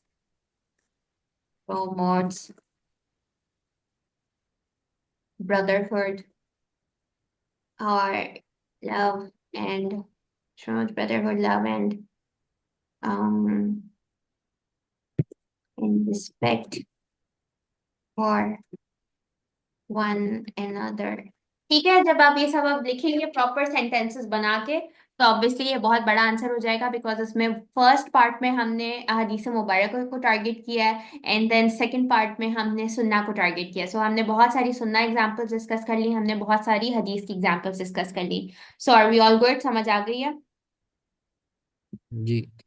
ठीक है. और अगर आपको examples आ रही हो, जैसे अक्सर हमने अल्कोहल की बताई, ज़कात वाली, अगर आपको, बट शर्त यह है कि ज़कात में अगर आप लिख रहे हैं, अल्कोहल भी अगर आप मेंशन कर रहे हैं, तो आपको उसकी कुरानिक वर्स भी पता होनी चाहिए, और आपको उसकी हदीस वाली वर्स भी पता होनी चाहिए. ठीक है, कुछ ऐसे मत कर देना, उल्टा पुल्टा मत लिख कर आ जाना. मैम एक मैं बहुत क्वेश्चन है। स्ट्रिक्टली कह रही हूँ कि आपने दोनों चीजें मेंशन करनी होंगी, ठीक है? ओके मैम एक क्वेश्चन है। जी। जब हम कुरान की वर्स या हदीस से कुछ कोट करते हैं तो हम्म। हमें उसका सूरा नंबर और आयत नंबर वगैरह सब लिखना पड़ता है? नहीं नहीं, आयत नंबर नहीं लिखना होता। अगर आपको सूरा भी याद है ना, तो that is more than enough. अगर नहीं भी याद तो बस आप कुरान से इस करके लिख दिया करें। ठीक है। वो कंपल्जन नहीं है कि आपने उसका नंबर और आपने उसकी वो लिखनी है सूरा, बट अगर याद है तो लिख दें, नहीं याद तो मिस्टेक करने की जरूरत नहीं है। ओके। ठीक है। Teacher, what? अच्छा जी। टीचर कुरान की जब मैं वर्ड्स कोड कर रहा हूँ तो हम्म। इन्वर्टेड कॉमास में फिर कोई या थोड़ी गलत आगे पीछे हो जाए फिर। नहीं, वो इतना नहीं मैटर करता। ये सब चीजें नहीं होती हैं। बस एक पेन से लिखेगा आपको। अपने पेन चेंज करने की है, हम ब्लू से लिख रहे हैं और हम हदीस ब्लैक से लिखेंगे। एक ही पेन से लिखें, कोई इतना फर्क नहीं पड़ता इन सब चीजों से। बस हाँ, कीड़े मकोड़े ना बनाकर आ जाएगा, उससे फर्क पड़ता है। कीड़े मकोड़ों पे मार्क्स नहीं मिलते। अच्छा, so B part, why are belief and actions both important for Muslims? So अब ये वो बहुत ये मजे का क्वेश्चन है। दैट वही बात है कि हमारे दिल में बिलीफ होता है, बट हम उसको इम्प्लीमेंट नहीं करते। But now this question is saying कि बिलीव के साथ एक्शन इज आल्सो इम्पोर्टेंट। सिर्फ ये नहीं कि मैं अल्लाह ताला पे भरोसा रखती हूँ और मुझे पता है अल्लाह ताला है, मैं मुसलमान हूँ, लेकिन एट द सेम टाइम मैं नमाज नहीं पढ़ी तो मेरा बिलीव किसी काम का नहीं है। बिकॉज नमाज के लिए से इट इज सेड कि नमाज आपको डिफरेंशिएट करवाती है between a Muslim and a non Muslim. ठीक है, सो अगर आप नमाज नहीं पढ़े तो इसका मतलब है आप मुसलमान नहीं है, आप मानते रहे आप अल्लाह ताला को, बट अगर आपने बेसिक पिलर्स को नहीं एक्सेप्ट किया अपनी लाइफ में या उनको इम्प्लीमेंट नहीं किया, तो फिर आप सिर्फ नाम के ही मुसलमान हैं।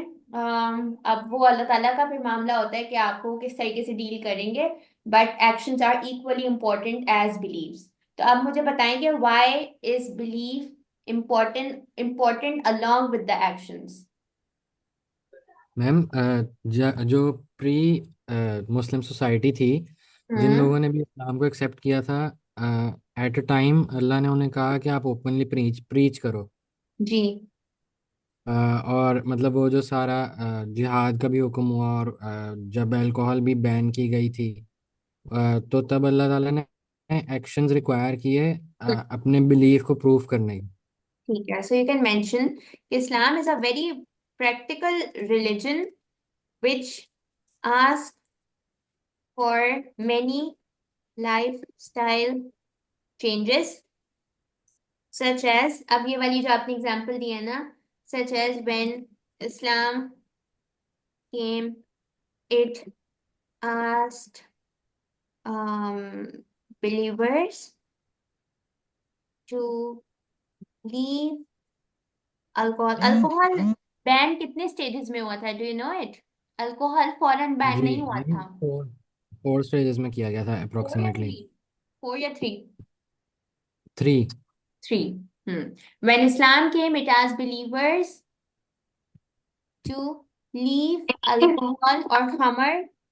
Alcohol लिखें या khamar लिखें, you'll get marks. To leave alcohol, khamar in 3 stages. So it was a very practical, lifestyle change, क्योंकि वहां पर they were habitual of consuming alcohol. तो जब और ये मैम हुक्म आया दैट, जब लास्ट आया था हुक्म, सो इतना अल्कोहल कंपेनियंस और सहाबा ने इतना वेस्ट हुआ था।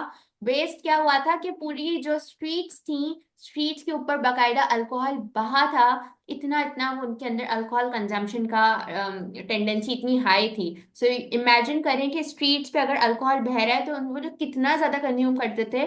और क्योंकि वो मुसलमान बने थे, क्योंकि उनको इस एक्शन को अपनी जिंदगी में लाना था, तो उन्होंने एक बहुत प्रैक्टिकल एक्ट किया कि उन्होंने सारी बॉटल्स को फिर क्या किया, तोड़ दिया। सो अल्कोहल की एग्जाम्पल बहुत अच्छी है, और बताएं इसके अलावा। मैम 2 एग्जांपल्स और हैं। पहले तो जो मेजर चीज़ जो इस्लाम आस्क करती है, हम्म। शिर्क को डिनाई करना, जो उस टाइम पे काफ़ी ज़्यादा कॉमन था, हंड्रेड वर्शिपिंग। परसेंट बहुत अच्छी एग्जाम्पल है। इस्लाम, ये हम बार बार अपनी क्लासेस में करते भी रहे हैं।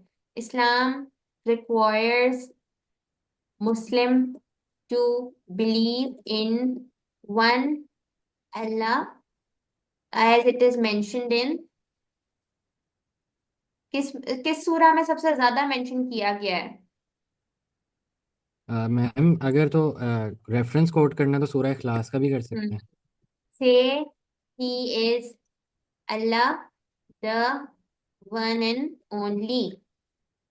सो इसको हम ये मेंशन करेंगे यहाँ पे क्योंकि बहुत इंपॉर्टेंट है। As it is mentioned in सूरह इखलास, say he is Allah the one and only. और फिर हम क्या लिखेंगे? Islam requires Muslim to believe in one Allah as it is mentioned in Surah Ikhlas, says Allah and one and only. So it is highly recommended to just believe in Allah subhanahu wa ta'ala and do not go to वो जो saints होते हैं and magicians होते हैं, believe in Allah. So it is highly recommended to just believe in Allah subhanahu wa ta'ala and do not go to saints, magicians or wear वो जो black threads होती हैं जो लोग पहनते हैं और कहते हैं कि ये नजर से बचाएंगे। एंड वो जो स्पेशली आई डोंट नो वो मदर्स करती हैं कि वो ब्लैक कलर का टीका लगा देती हैं एंड समझती हैं कि इससे इविल आई प्रोटेक्ट हो जाएगी। ये सब चीजें शिर्क होती हैं and it is highly recommended to just believe in Allah subhanahu wa ta'ala and not go to, not होना चाहिए था, and not go to saints, magicians or wear black threads to um as it comes under the umbrella of shirk। ठीक है, ये भी बहुत practical आपने example दी, बहुत अच्छी एग्जांपल है। और बताएं। Denial of burial of daughters. um, ठीक है, और क्योंकि वो ब्लेसिंग कंसिडर की गई हैं। ठीक है। अवॉइडिंग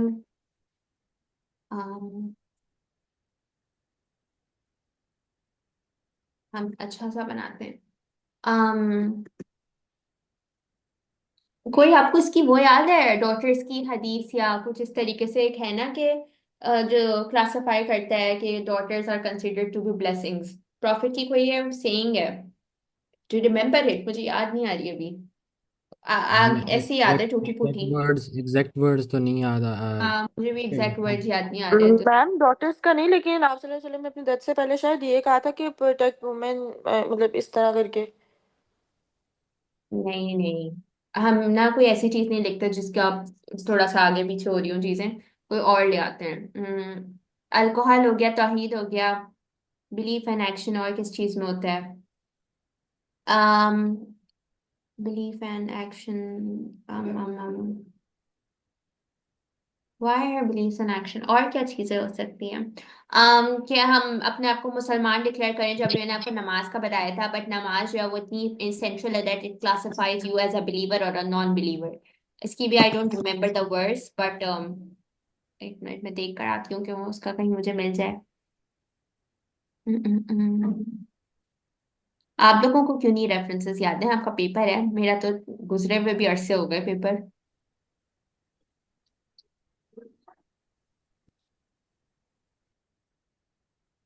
रेफरेंसेस का भी याद करना स्टार्ट करेंगे। अरे मैं कुछ पूछ रही हूँ, चुप क्यों हो गए? मैम क्वेश्चन के साथ साथ मतलब मैं जब क्वेश्चन अटेम्प्ट करने लगता हूँ उससे पहले मतलब याद करते हुए उस वक्त हम्म, याद करता हूँ। चले, मैं वो प्रेयर वाला ढूंढ रही हूँ कि वो मुझे मिल जाए कि वो आपको क्लासिफाई करते हैं। आई थिंक वो नमाज वाले टॉपिक में मैंने कहीं लिखी है। हम्म,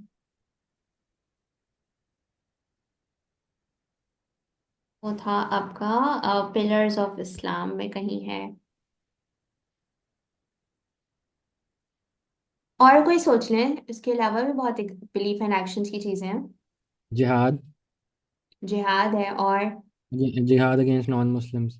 ठीक है, परफेक्ट। जिहाद के अलावा और बताएं। Teacher pillar of Islam practice करना। आप लोग उधर नहीं जा रहे हैं जो आपकी जो बड़ी ईद होती है जिसपे हज होता है? हज आपका पिलर ऑफ इस्लाम है ना, तो वो हम बिलीव भी है हमारा और हमारा एक्शन हज है। और बिलीव क्या है कि हम एक्सेप्ट करते हैं कि हम एक्सेप्ट करते हैं अम्मा हाजरा रजी अल्लाह ताला अन्हु की, उसको एक्सेप्ट करते हैं कि उन्होंने जो है वो बिल्कुल वो उन्होंने आबे जमजम के लिए शी रैन फ्रॉम माउंट सफा टू मरवा। और उसके अलावा हम इस चीज को भी एक्सेप्ट कर रहे हैं कि हजरत इब्राहिम was all ready to sacrifice his own son, जो कि कितनी उनको सालों बाद एक उनका बेटा हुआ था, but he was ready to sacrifice him just for Allah सुब्हानहू ताला। सो उनका बिलीव, उनका अल्लाह ताला पे ईमान वाज सो स्ट्रॉन्ग, और उस एक्शन की वजह से वी परफॉर्म हज, राइट। उस रिचुअल को, उनकी उस इतनी बड़ी सेक्रीफाइस की वजह से we have this whole pillar. तो उस पिलर पे भी तो हम, हमारा एक्शन भी तो है ना, नहीं? यस। हज इज योर एक्शन, मतलब आप इसको जब आप लोग लिखेंगे तो प्रॉपर लिखेंगे, हज is your action. And belief इसका क्या है? Belief is to accept the huge sacrifice of Hazrat Ibrahim. मैम प्रेयर के रिगार्डिंग एक रेफरेंस मुझे मिला है कुरान से। हाँ बताएं। Then there came after them successors who neglected prayer and followed their desires, so they will face destruction. सूरा मरियम। हाँ ये भी है, सही है। वो मुझे वो बताए ना, जो बिलीफ एंड एक्शन पे वो ज्यादा सूट करी है कि वो सुनन अल तिरमिजी में एक हदीस है, the covenant that differentiates us from them disbelievers is prayer. Whoever abandons it has committed disbelief. एक मिनट रुके, मुझे वो याद आ गई है थोड़ी सी ना।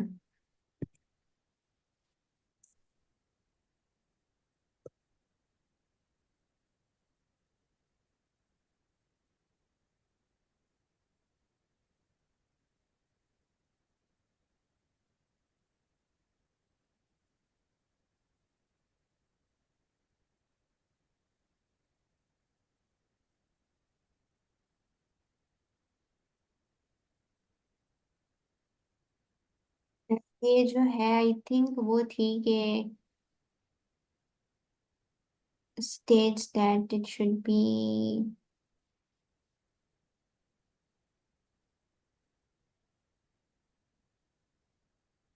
नहीं आ रही वो ना, पता नहीं मैम कहाँ चली एक गई और है। है। आप लोगों को क्यों नहीं याद है? इतनी वो तो बेसिक है जो आपको डिफरेंशिएट करवाती है between a believer and a non believer. Ma'am एक और मिली है। मुझे वो वाली बताएं, क्योंकि वो बिलीव जी और जी। एक्शन पर पूरी आती है जी। उसी का between a man and shirk and kufr is the abandonment of prayer. हाँ ये सही है ना, ये अपने आप सही बताई, ठीक है। ये सही मुस्लिम में है। हाँ सही है।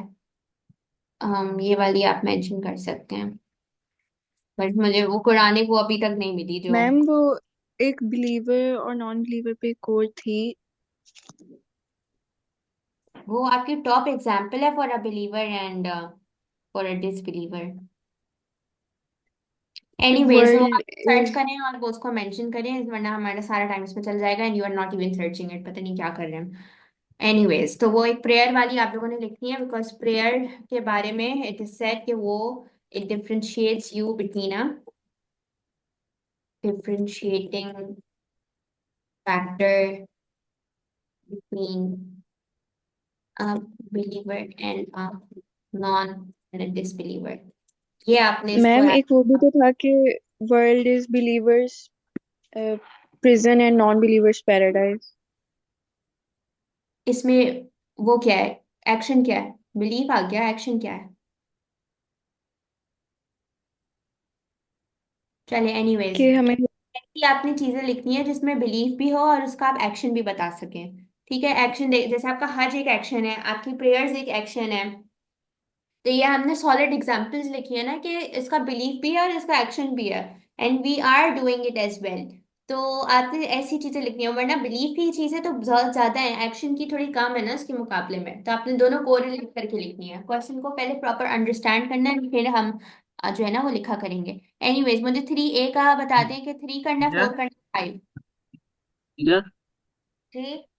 वो मुझे क्वेश्चन नंबर 2 का ए पार्ट में एक सवाल पूछना है। जी पूछे। टीचर, जो वो हदीस में लिखा हुआ है कि no zakat is payable on a property until a year passes on it, तो इसकी हाँ इसकी जगह मैंने लिखा है zakat is obligatory when the year passes, ये सही होगा?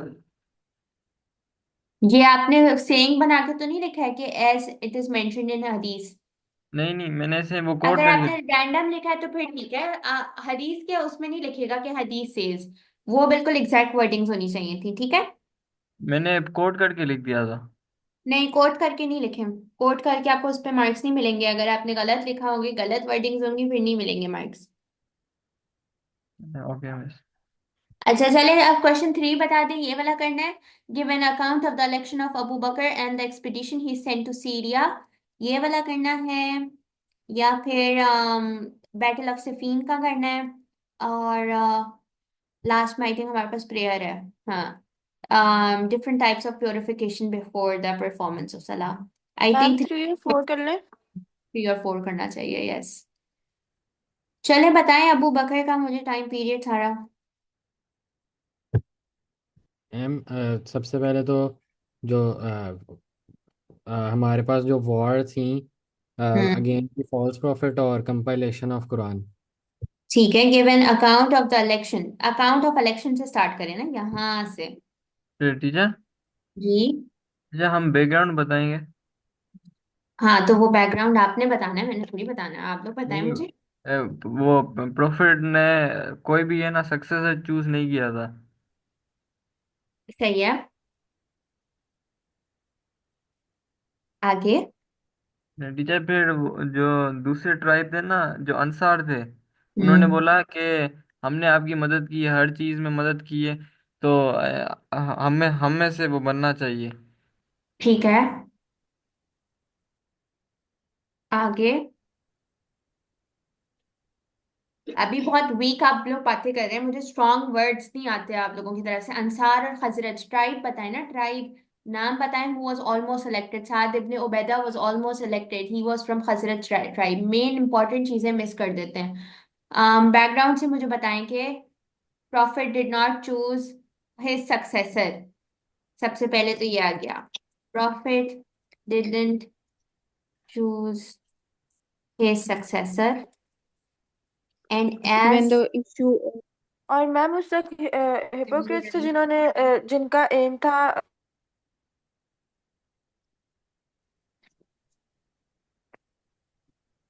that it came to notice that Saad ibn Ubaidah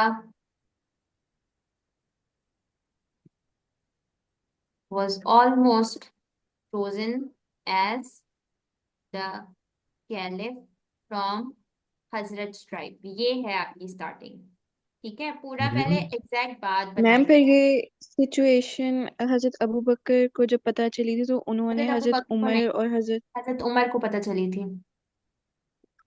फिर हाँ टीचर, उनको तो फिर जब हजरत उमर को पता चली तो वो हजरत अबू बकर को प्रॉफिट के हाउस में बताई गई सिचुएशन। फिर वो हजरत अबू बकर और हजरत उमर दोनों थकीफा बनी सादिया कुछ ऐसा नाम था, उधर गए। फिर हजरत अली ने भी उनको ज्वाइन किया। बनु सैदा। जी। मैम हजरत अबू बकर ने हजरत उमर और हजरत अबू उबैदा की तरफ पॉइंट आउट किया था कि ये लीडरशिप के लिए खड़े होंगे। Are you sure? फिर उन दोनों ने ऐसा कुछ पॉइंट आउट तो नहीं किया था, कुछ और हुआ था। यार हजरत खब्बाब ने बोला नहीं, था कि दो लीडर होने चाहिए। मुझे आप लोग ऑर्डर से बताएं ना। आगे पीछे रैंडम बातें कर रहे हैं। कोई बात का इवेंट पहले बता रहे हैं, आगे का इवेंट बाद में बता रहे हैं। मुझे बिल्कुल लाइन से यहाँ से मुझे बताएं कि अब इस पॉइंट के बाद what am I suppose to write. Now I am suppose to write कि हजरत अबू बकर, आगे पीछे नहीं करनी है डिटेल्स, ये बहुत वीक कर देता है आपका आंसर। हजरत अबू बकर and Hazrat Umar rush to बनु सेदा, सकीफा सेदा अगर आप लिखना चाह रहे हैं तो लिख सकते हैं Banu Saqifa Saida, where this meeting was being held. आप बताएं। And Hazrat Abu Bakr wisely handle this issue. ठीक है, आप सही बोला ना आपने। हजरत अबू बकर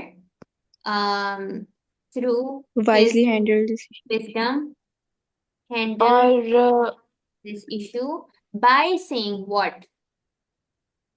उन्होंने हजरत अबू उबैदा को लीडरशिप के लिए अपॉइंट किया था कि वो लोग हों। नहीं, आगे आगे और जाओ, काम और डाउन। बहुत I know that you know, I know, मुझे आगे समझ that you know, बट आगे पीछे ना करें details.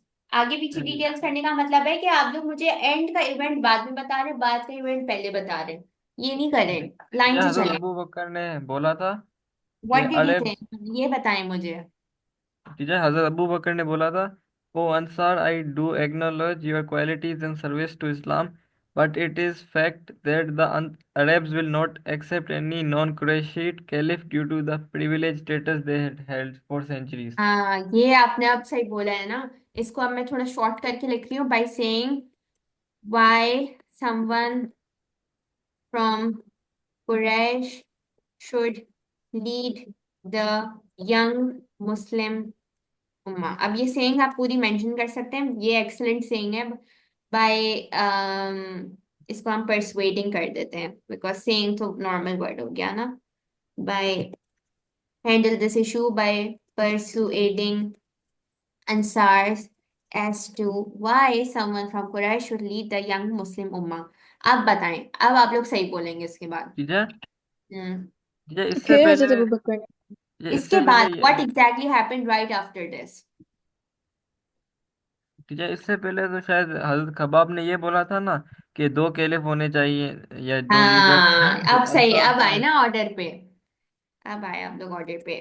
Upon hearing this, Ansar Ansar क्या नाम था, खबाब said Hazrat खबाब that there should be two caliphs, one from Ansar and one from Muhajirin।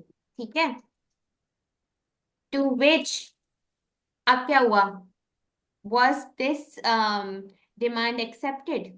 ने हजरत उमर ने बोला था कि ये हजरत उमर ने झगड़े होंगे फिर। हजरत उमर ने किसने बोला था, प्रॉपर नाम लें। हजरत उमर ने नहीं, to which Hazrat Abu Ubaidah said that, अब बताएं क्या बोला उन्होंने। You were the first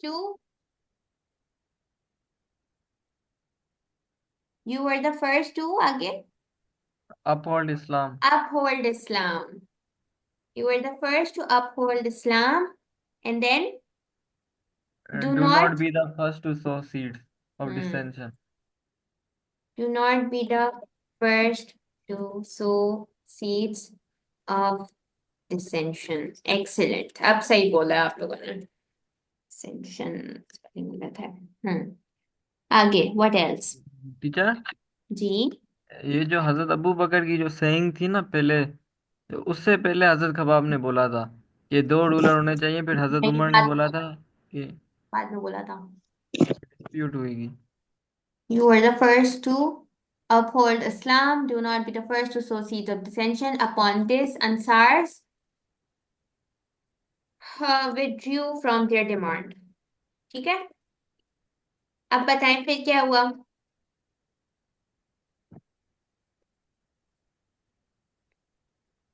Then what happened? फिर अंसार ने एक्सेप्ट कर लिया। कैसे एक्सेप्ट कर लिया, फिर वही देखा, मेन डिटेल खा के मुझे बताते हैं आप लोग, इसी वजह से आप लोगों के मार्क्स सेट है मिड टर्म में। अबू बकर did Abu Bakr himself said कि भाई मुझे I want to become the caliph or something else happened? हजरत उमर ने और बाकी लोगों ने, हजरत अबू बैदा, इन सब ने हजरत अबू बकर के लिए हजरत उमर कहा था कि एंड क्या कहते थे उस वर्ड को, stepped ahead and he nominated Abu Bakr and nominated Abu Bakr as the first caliph of Islam and Hazrat Umar stepped nominated Abu Bakr as the first caliph of Islam, and everyone swore allegiance to him। ठीक है, इसके बाद what happened? Ma'am फिर हजरत Abu बकर ने अपनी first speech deliver की थी as a leader. आप मुझे बताएं कि थोड़ा सा मुझे ये बताएं कि why did Hazrat Umar chose Hazrat Abu Bakr as the caliph? Teacher क्योंकि वो फर्स्ट अडल्ट थे जिसने इस्लाम एक्सेप्ट किया, और हाँ, केव ऑफ थोर में भी साथ थे। it was because Hazrat Abu Bakr was the first man to accept Islam and remained with Prophet during his tough times, such as Cave of Sor, and he was the first one to accept. क्या? He was the first one to accept the event of Miraj and led prayers when Prophet fell sick. ठीक है? After which now you can mention कि Abu Bakr delivered his first speech, और वो आप पूरी speech लिख सकते हैं. After this ma'am speech was जी. यहाँ पे मतलब हज़रत अबू बकर के रेफरेंस में एक हदीस कोट कर सकते हैं हम, जैसे whenever I invited someone to Islam he hesitated except Abu Bakr. हाँ, कर सकते हैं 100%. Mention in speech. ठीक है, I am not writing it because we are already short on time. आगे भी पढ़ना है हमने. So mention is speech and then यहाँ पर you, this is your first paragraph जिसमें आपने you are mentioning just the first part of your question which is the account of the election of अबू बकर. Do not make mistakes in the events. जिस event के हिसाब से चीजें हुई हैं वही आपने पहले मेंशन करनी है और आगे पीछे कोई चीज नहीं करनी. So now you are suppose to write the expedition he sent to Syria soon after he became the caliph. So क्या हुआ था कि this was already decided during the lifetime of Prophet to dispatch this Muslim army to Syria, and teacher एक minute रुक जाए, to dispatch a Muslim force to Syria. It was already decided in the lifetime of Prophet, peace be upon him. But then the people suggested to Abu Bakr that they should stop for a while, but Hazrat Abu Bakr said that I shouldn't do anything which was not commanded by Prophet, peace be upon him. So under this, he sent this expedition under the command of, I think, who was it? I think under the Usama command of the son of Zaid bin Haris. I don't remember his name. Usama हजरत उसामा। ठीक है, सही है, हजरत उसामा. आप लिख दीजिएगा. And हजरत उसामा जो है वो गए थे टू सीरिया. एंड और क्या था इसके अलावा? ये वाली बात हम लिखेंगे कि अबू बकर को एडवाइस की गई थी that they can delay the dispatch of the army, और उसको थोड़ा बाद में हम भेजा जा सकता है. And to which he mentioned this thing. इनकी एक पूरी सेइंग है जो कि मुझे आधी याद है कि whoever was he to revoke, who he was to revoke a decision that the prophet had taken in his lifetime, कुछ इस तरीके का है. And then the army led by Hazrat Osama, it left and it was successful. So this is about the expedition वाला part and you need to mention as it is. अच्छा जी. थोड़ा सा जल्दी मैं कर रही हूँ because I have my other class at 7:45. अच्छा जी. So explain the most significant action of Abu Bakr that he took as a caliph. So ये बहुत अच्छा question है because इसमें ये Preservation of Quran. नहीं, ये आपके ऊपर है, आपको जो भी लगे आप वो मेंशन कर सकते हैं. अगर आपको लगता है कंपाइलेशन ऑफ कुरान, ये ओपन एंडेड है. ठीक है, ओपन एंडेड पे you can suggest, you can write whatever you want. So open ended में Okay. किसी मैम बच्चे को लगता है कि एक ही अगर उसने, बताना है, जी एक ही बताना है। हाँ एक ही बताना है, आप दो बता सकते हैं.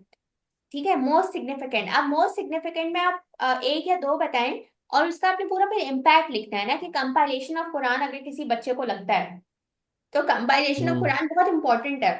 क्यों? क्योंकि हुफाज were dying, they were embracing martyrdom. Eventually Quran जो है वो लॉस्ट हो जाता और हमारी आज की मुस्लिम उम्मा लॉस्ट होती, हमारा primary Islamic source of law खत्म हो जाता. हम डार्कनेस में होते हैं, पता ही नहीं, हमारे पास सिर्फ हमारे पास जो है वो फ्रेमवर्क ऑफ लाइफ ही ना होता ना, अगर उस टाइम पे कुरान को कंपाइल ना किया जाता। सो अगर आपको लगता है compilation is the best one, is the most significant action, then आप कंपाइलेशन मेंशन करेंगे। But if you think ma'am false prophet compilation के बहुत टॉप साथ, पर था। जी, जी मैं वही मैम कहने लगा था, कंपाइलेशन के साथ फॉल्स प्रॉफिट के लिख सकते हैं, लिख अगेंस्ट जो सकते उन्होंने हैं। वॉर की थी। हाँ, it's completely up to you, आप दो लिखें, मैं आपको दो बता रही हूँ ना। किसी ठीक। बच्चे को अगर लगता है कि वो एक में सारे पॉइंटर्स लाइक फोर आपने मेंशन करने ना, बिकॉज 4 मार्क्स लिए 4 पॉइंटर्स आर कंपल्सरी। अगर आपको लगता है कि कंपाइलेशन ऑफ कुरान पे मैं 4 पॉइंटर्स नहीं बता सकूंगा, तो फिर आप उसके साथ अलाइन करते हैं फॉल्स प्रॉफिट वाली बात को, ठीक है। बट कंपाइलेशन में इतना ओ, कंटेंट है कि आप उसमें इजीली 4 सेंटेंसेस बना सकते हैं। बट अगर आपको लगता है कि नहीं, और आपको लगता है कि आप फॉल्स प्रॉफिट पे 4 पॉइंटर्स बना सकते हैं, तो आप फॉल्स प्रॉफिट पे लिखें। तो ये क्वेश्चन आपके ऊपर डिपेंड करता है। आपको मैंने समझा दिया है कि आपको किस तरीके से इसको आंसर करना है। कंपाइलेशन ऑफ कुरान पे ज्यादा पॉइंटर्स बन सकते हैं as compare to false prophet पे। फॉल्स प्रॉफिट पे आपको बहुत सोचना पड़ेगा, and then you will come up with 4 different solid pointers. यानी सॉलिड भी होना जरूरी है ना, मतलब हम सिर्फ लेमैन वाली बात नहीं कर सकते। तो कंपाइलेशन में जैसे वी कैन मेंशन कि हमारा primary source of Islamic law खत्म हो जाता, हमारे पास फ्रेमवर्क ऑफ आवर लाइफ नहीं होता। इसके अलावा हमें जो है वो बेसिक कमांडमेंट्स नहीं पता होते कि क्या है, because in this day and age we don't have सहाबाज, we don't have prophet with us. So the only thing that we have with us is Quran and सुन्ना। These are very important pointers that I am telling. एक mark तो आपका significant action बताने में चला जाएगा कि the most significant action of Hazrat Abu Bakr was compilation of Quran, number one. Number two, what you can mention is that अगर Quran was not preserved और it was not compiled at that time, then we would be lost. We wouldn't have our primary source of Islamic law. We wouldn't have our frameworks of how to spend our life. We do not have Prophet and Sahaba in this day and age to consult our matters with. And the only thing that we have is Quran and Ahadith Mubarakah and Sunnah. So it was the most significant action. Or else the young Muslim, or else the Muslim Ummah would be completely lost in darkness. ठीक है, तो ये मैंने आपको 4 pointers बता दिए। अच्छा जी, इसके अलावा इफ यू थिंक आप फॉल्स प्रॉफिट पे लिख सकते हैं तो आप लिख लें। अच्छा, then we have battle of Siffin and the events that led up to it. So I am not writing this one because लिखने में टाइम बहुत जा रहा है। Battle of Siffin. Battle of Siffin was the second civil war. सबसे पहले the main punchline of this is that Battle of Siffin was the second major civil war in the lifetime of or in the caliphate of Hazrat Ali. ठीक है, ये first punchline है। And he was what were the events which led up to Battle of Siffin? मतलब क्यों हुई थी ये? Can someone recall?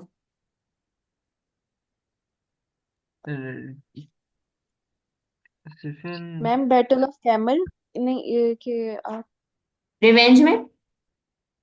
जी ठीक है, सो हम क्या लिखेंगे that it took place due to a revenge of Hazrat Usman murder which initially led to first battle. कौन सी थी?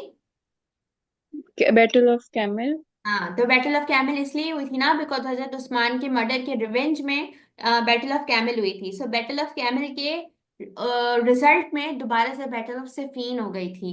सो हुआ ये था that what are you going to mention? You are going to mention that it was a result of the revenge of Hazrat Usman murder which first led to battle of camel, and then it led to battle of Siffin. So Battle of Camel was the first civil war. Battle of Siffin is the second civil war.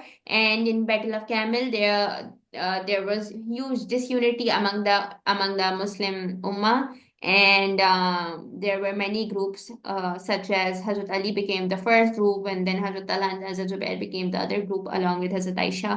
And what exactly happened in Battle of Siffin? Do you remember it? याद है, भूल गए? मुझे सिफिन याद नहीं है। सिफीन याद नहीं है? Do you नहीं। remember that Hazrat Ali dismissed all the governors when he was appointed? Because नहीं जी आपको मैं। याद होगा कि हजरत Usman did not remove governors during his lifetime, जो कि हजरत उमर के टाइम से अपॉइंटेड थे, उनको अपना ऑफिस रहने दिया था। But what exactly happened in Battle of Siffin? Ke Hazrat Ali dismissed the governors that were appointed by Hazrat Usman and Hazrat Umar.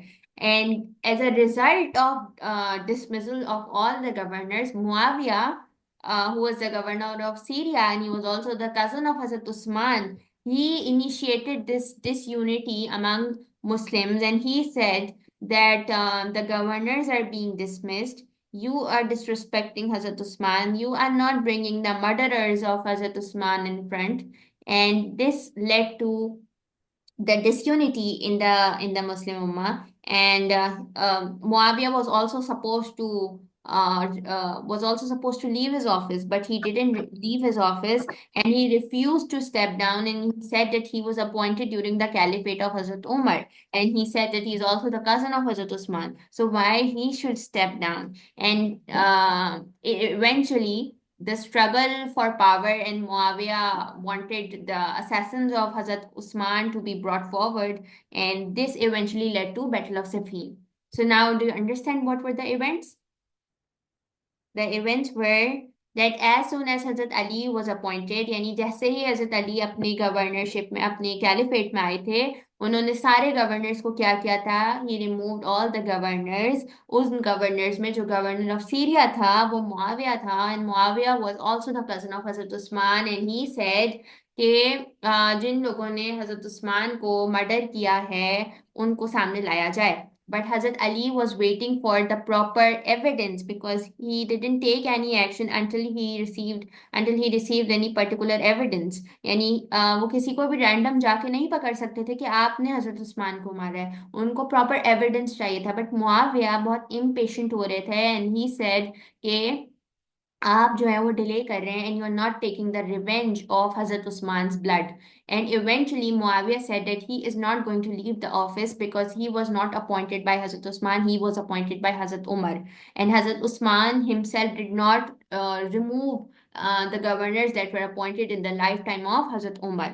ठीक है, so this led to Battle of Siffin. Do you understand this event? Yes.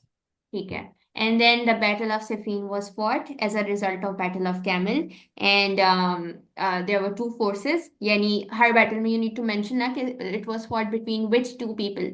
So it was fought between Hazrat Ali and Muawiyah. ठीक है? So this battle is between Hazrat Ali and Hazrat Muawiyah. So Hazrat Muawiyah was also a companion of Prophet. So you can't disrespect him as well. ठीक है? So be very careful when you're talking about Hazrat Muawiyah as well, because बहुत offensive हो जाता है for some people. So we need to pay respect to all of them.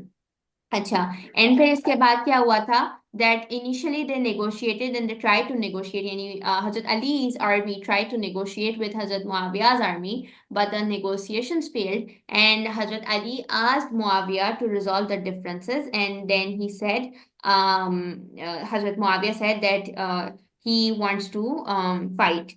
ठीक है, so negotiations fail हो गई, and Hazrat Ali जो है वो फिर उन्होंने फिर जो है ये जो पूरी फाइट थी अब या पूरी जो बैटल थी वो फिर स्टार्ट हो गई थी. इवेंट्स याद है बैटल ऑफ सिफीन के कि क्या हुआ एग्जैक्टली क्या हुआ बैटल ऑफ सिफीन में?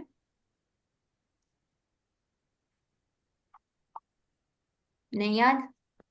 फ्लैश या, ऑफ वाटर. नहीं, मुझे आप एग्जैक्ट बात याद दिलाए ना. नहीं याद आ रहा? याद आ रहा है? हाँ ना में जवाब दें ताकि आई शुड मूव ऑन ना. No ma'am. याद आ रहा है, ठीक है. सो हमने जहां तक अभी तक बात समझ आ गई है कि हजरत मुआविया ने क्या किया. उन्होंने रिवेंज लेना चाहा किसका? हजरत उस्मान के ब्लड का. उनके साथ निगोशिएट किया गया, उन्होंने निगोशिएशंस को टर्न डाउन कर दिया. और हजरत मुआविया ने अपनी आर्मी कैसे जमा करी? उन्होंने हजरत तलहा और हजरत जुबैर का नाम लिया, जो कि बैटल ऑफ कैमल में उनकी शहादत हो गई थी, हजरत तलहा और हजरत जुबैर की. और उन्होंने मुआविया ने ऑल्सो ही एक्यूज्ड हजरत अली for the ill treatment towards हजरत आयशा, जबकि ऐसा नहीं हुआ था. बैटल ऑफ कैमल के बाद हजरत आयशा और हजरत अली का रिकंसिलेशन हो गई थी. ठीक है, सो मुआविया की इस क्लेम्स की वजह से उसने एक बहुत बड़ी आर्मी जमा कर दी थी. और वो आर्मी कहाँ कहाँ के लोगों की थी? Syria, Iraq and Iran. ठीक है, इसकी वजह से मुआविया की बहुत अच्छी खासी स्ट्रेंथ हो गई थी। बट हजरत अली जो है वो एक ऑलरेडी सिविल वॉर हो चुकी थी, बैटल ऑफ कैमल, और उसमें ऑलरेडी बहुत लॉस हो चुका था। तो वो इसको अवॉइड करने के लिए उन्होंने बैटल ऑफ सिफीन को उन्होंने प्रिवेंट करना चाहा, बट ऐसा नहीं हो सका। उन्होंने हजरत अली ने मुआविया को नेगोशिएट किया कि आप जो है वो फाइट ना करवाएं, और वो जो है उनको एक्सेप्ट कर लें एज द फोर्थ खलीफा। बट हजरत ये जो मुआविया थे, he said that Hazrat Ali should hand over the assassins of Hazrat Usman to him, और उसके बाद कोई negotiations होंगी। लेकिन इसके बाद फिर negotiations fail हो गई, और जो हजरत अली की आर्मी थी वो अराउंड 90,000 के लोगों की थी। एंड उसके बाद मुआविया की भी बहुत बड़ी आर्मी थी, सीरिया, इराक एंड ईरान की। बैटल जो है वो सेवरल मंथ्स तक होती रही। हजरत अली को ब्लडशेड नहीं करना था, उन्होंने मुआविया को, अच्छा गिव मी अ मिनट।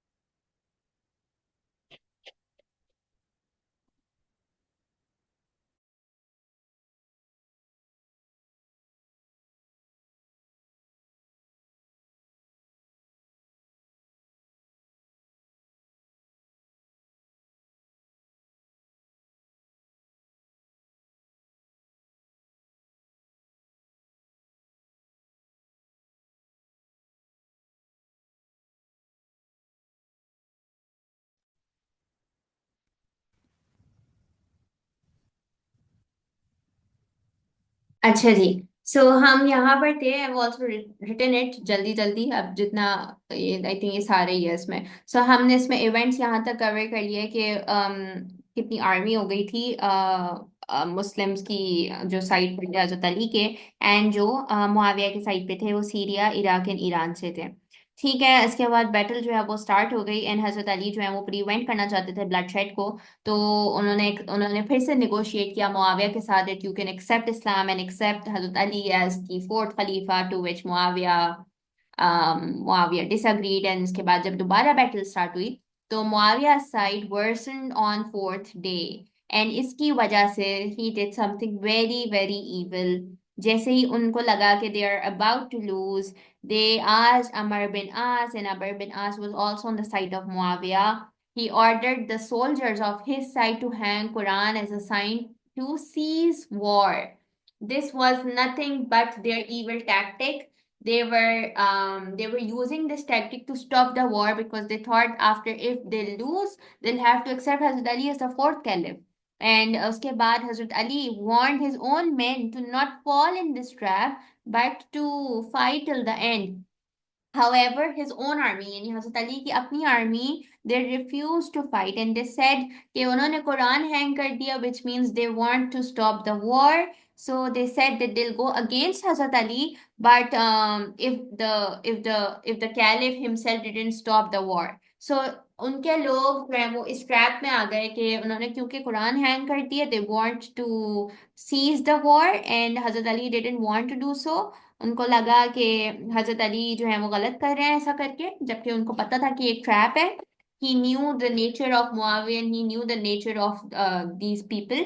तो उनको क्लियरली पता था, बट उसके बाद Hazrat Ali himself was forced by his own people to stop the war.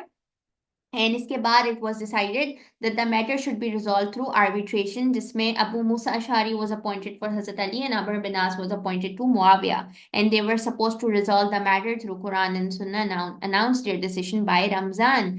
जबकि यू ऑलरेडी नो कि आर्बिट्रेशन जो है जो हुई थी उसमें कोई भी चीज़ जो है वो हजरत अली के फेवर में नहीं थी। एंड इवेंचुअली जब Abu Musa Ashari and Amr bin As met, उसके बाद जो उन्होंने ये सजेस्ट किया कि मुआविया अपनी पोस्ट यानी as a governor of Syria he should continue, but Hazrat Ali should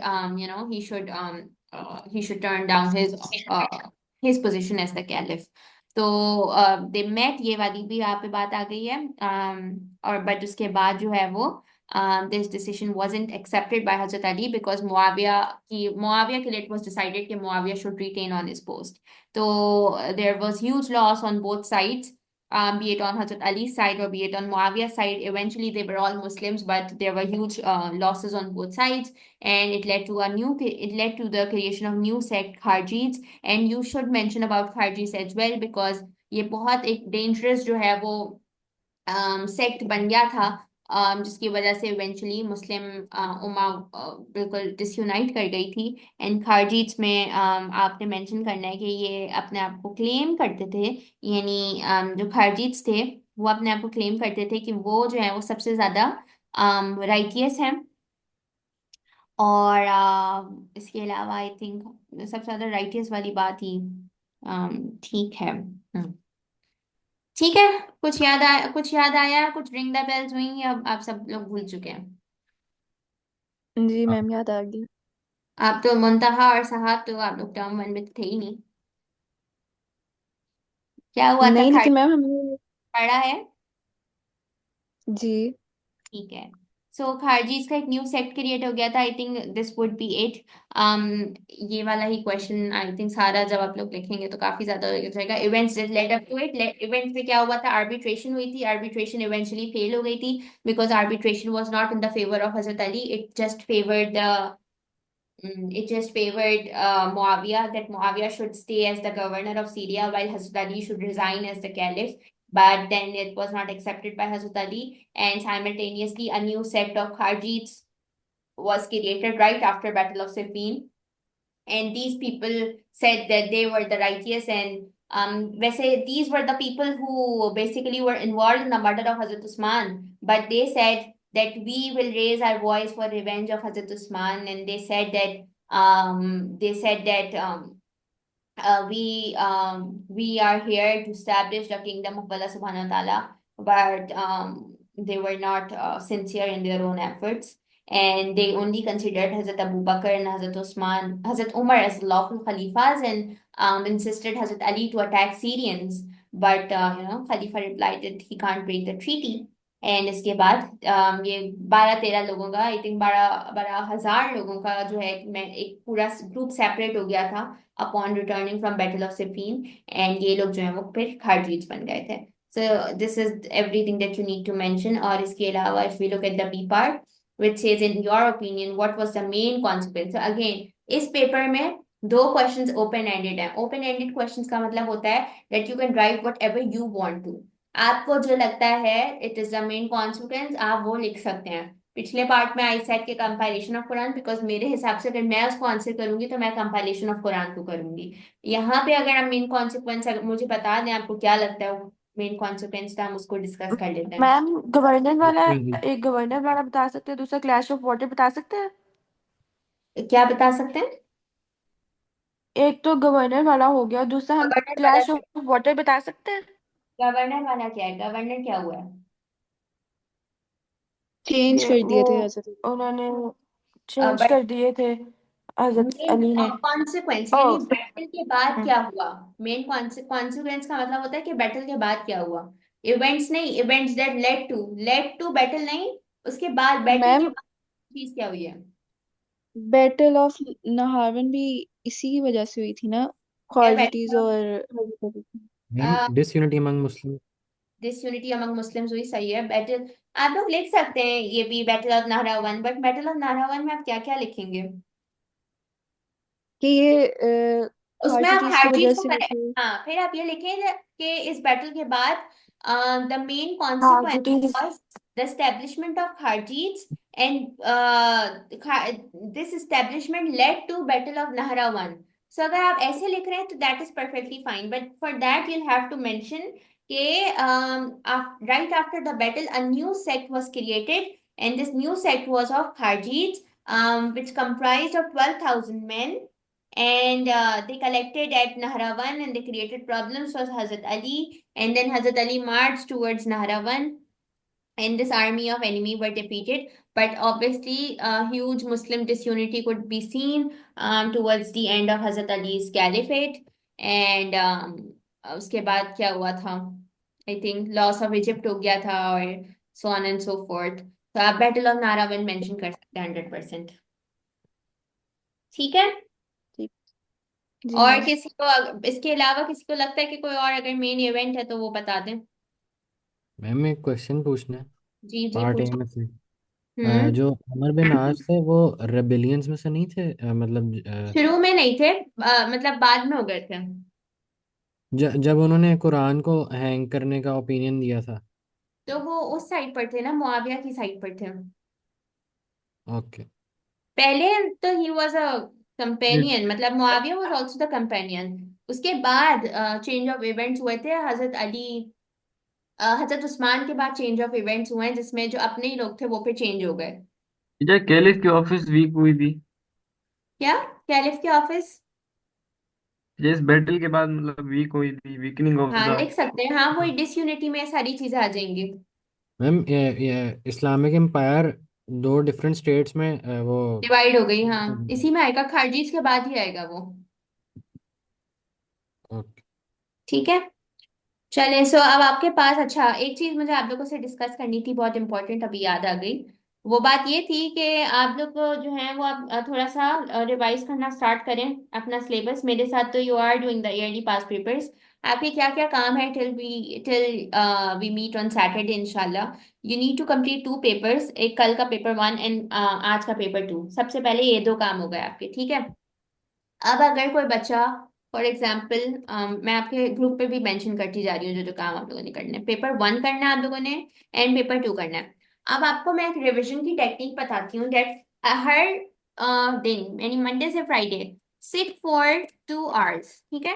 2 hours आपने निकालने हैं for Islamiyat. Sit for 2 hours every day till Friday. सही है. इसमें आपने क्या करना है कि जी अगर फॉर एग्जाम्पल कल जैसे मंडे है, सही है, 2 घंटे आप बैठे हैं, आप मेरी क्वेश्चन 1 की स्लाइड्स खोलें, पेपर 1 की. Question 1 paper 1 is Quranic passages, ठीक है. सो लेट्स अज्यूम दैट आप मंडे को बैठते हैं, ठीक है. मंडे को आप 2 घंटे के लिए बैठे, आप स्लाइड्स ओपन करें क्वेश्चन 1 ऑफ पेपर 1, ठीक है. ये आप खोलें एंड आप इसकी रिकॉर्डिंग सुने प्लस स्लाइड्स देखें फॉर 2 आवर्स, ठीक है. एंड आपको with the passage of time यानी कल के दिन में आपका पेपर 1 का क्वेश्चन 1 कंप्लीट हो जाएगा. अगर कोई अच्छा बच्चा है ना तो वो मेरे पैटर्न को फॉलो कर लेगा अपनी तैयारी पक्की करने के लिए. फिर ट्यूसडे वाले दिन आप खोलें स्लाइड्स ऑफ Q2. मैं आपको सिर्फ तैयारी का तरीका बता रही हूँ, आपकी मर्जी, आप इसको फॉलो करना चाहें ना करना चाहें, this is for your own good. मैं सिर्फ आपको हेल्प आउट कर रही हूँ. फिर ट्यूसडे वाले दिन आप खोलें slides of question 2 of paper 1 यानी history and importance of Quran खोलें. इसकी आप रिकॉर्डिंग प्लस स्लाइड्स देखें, ठीक है. 2 घंटे, 2 घंटे आपने लग के, यानी उसमें मोबाइल यूज नहीं करना, उसमें कोई और डिस्ट्रैक्शन नहीं. फिर वेंसडे को आप जो है लेके बैठे हैं स्लाइड्स ऑफ Q3 यानी क्वेश्चन 3. क्वेश्चन 3 में आपका आ जाता है life in Mecca and life in Medina. Wednesday वाले दिन आप लाइफ इन मक्का की रिकॉर्डिंग सुने प्लस स्लाइड्स देखें, ठीक है. फिर थर्सडे को आप दोबारा से स्लाइड्स ऑफ Q3 खोलें, Q3, और उसमें आप लाइफ इन मदीना पढ़ें, ठीक है. लाइफ इन मदीना, इसकी रिकॉर्डिंग प्लस स्लाइड्स देख लें. और उसके बाद आप फ्राइडे वाले दिन बैठें, और फ्राइडे को आप जो है स्लाइड्स ऑफ Q4 आसान है, इतना मुश्किल नहीं है. आप 2 घंटे में इजीली सारा जो Q4 में आपके कंपेनियंस और mothers of believer basic basic चीजें हैं, आप उसकी रिकॉर्डिंग और स्लाइड्स कर लें. तो आपका सिर्फ 5 दिन में आपकी पूरी तैयारी हो जाएगी पेपर 1 की।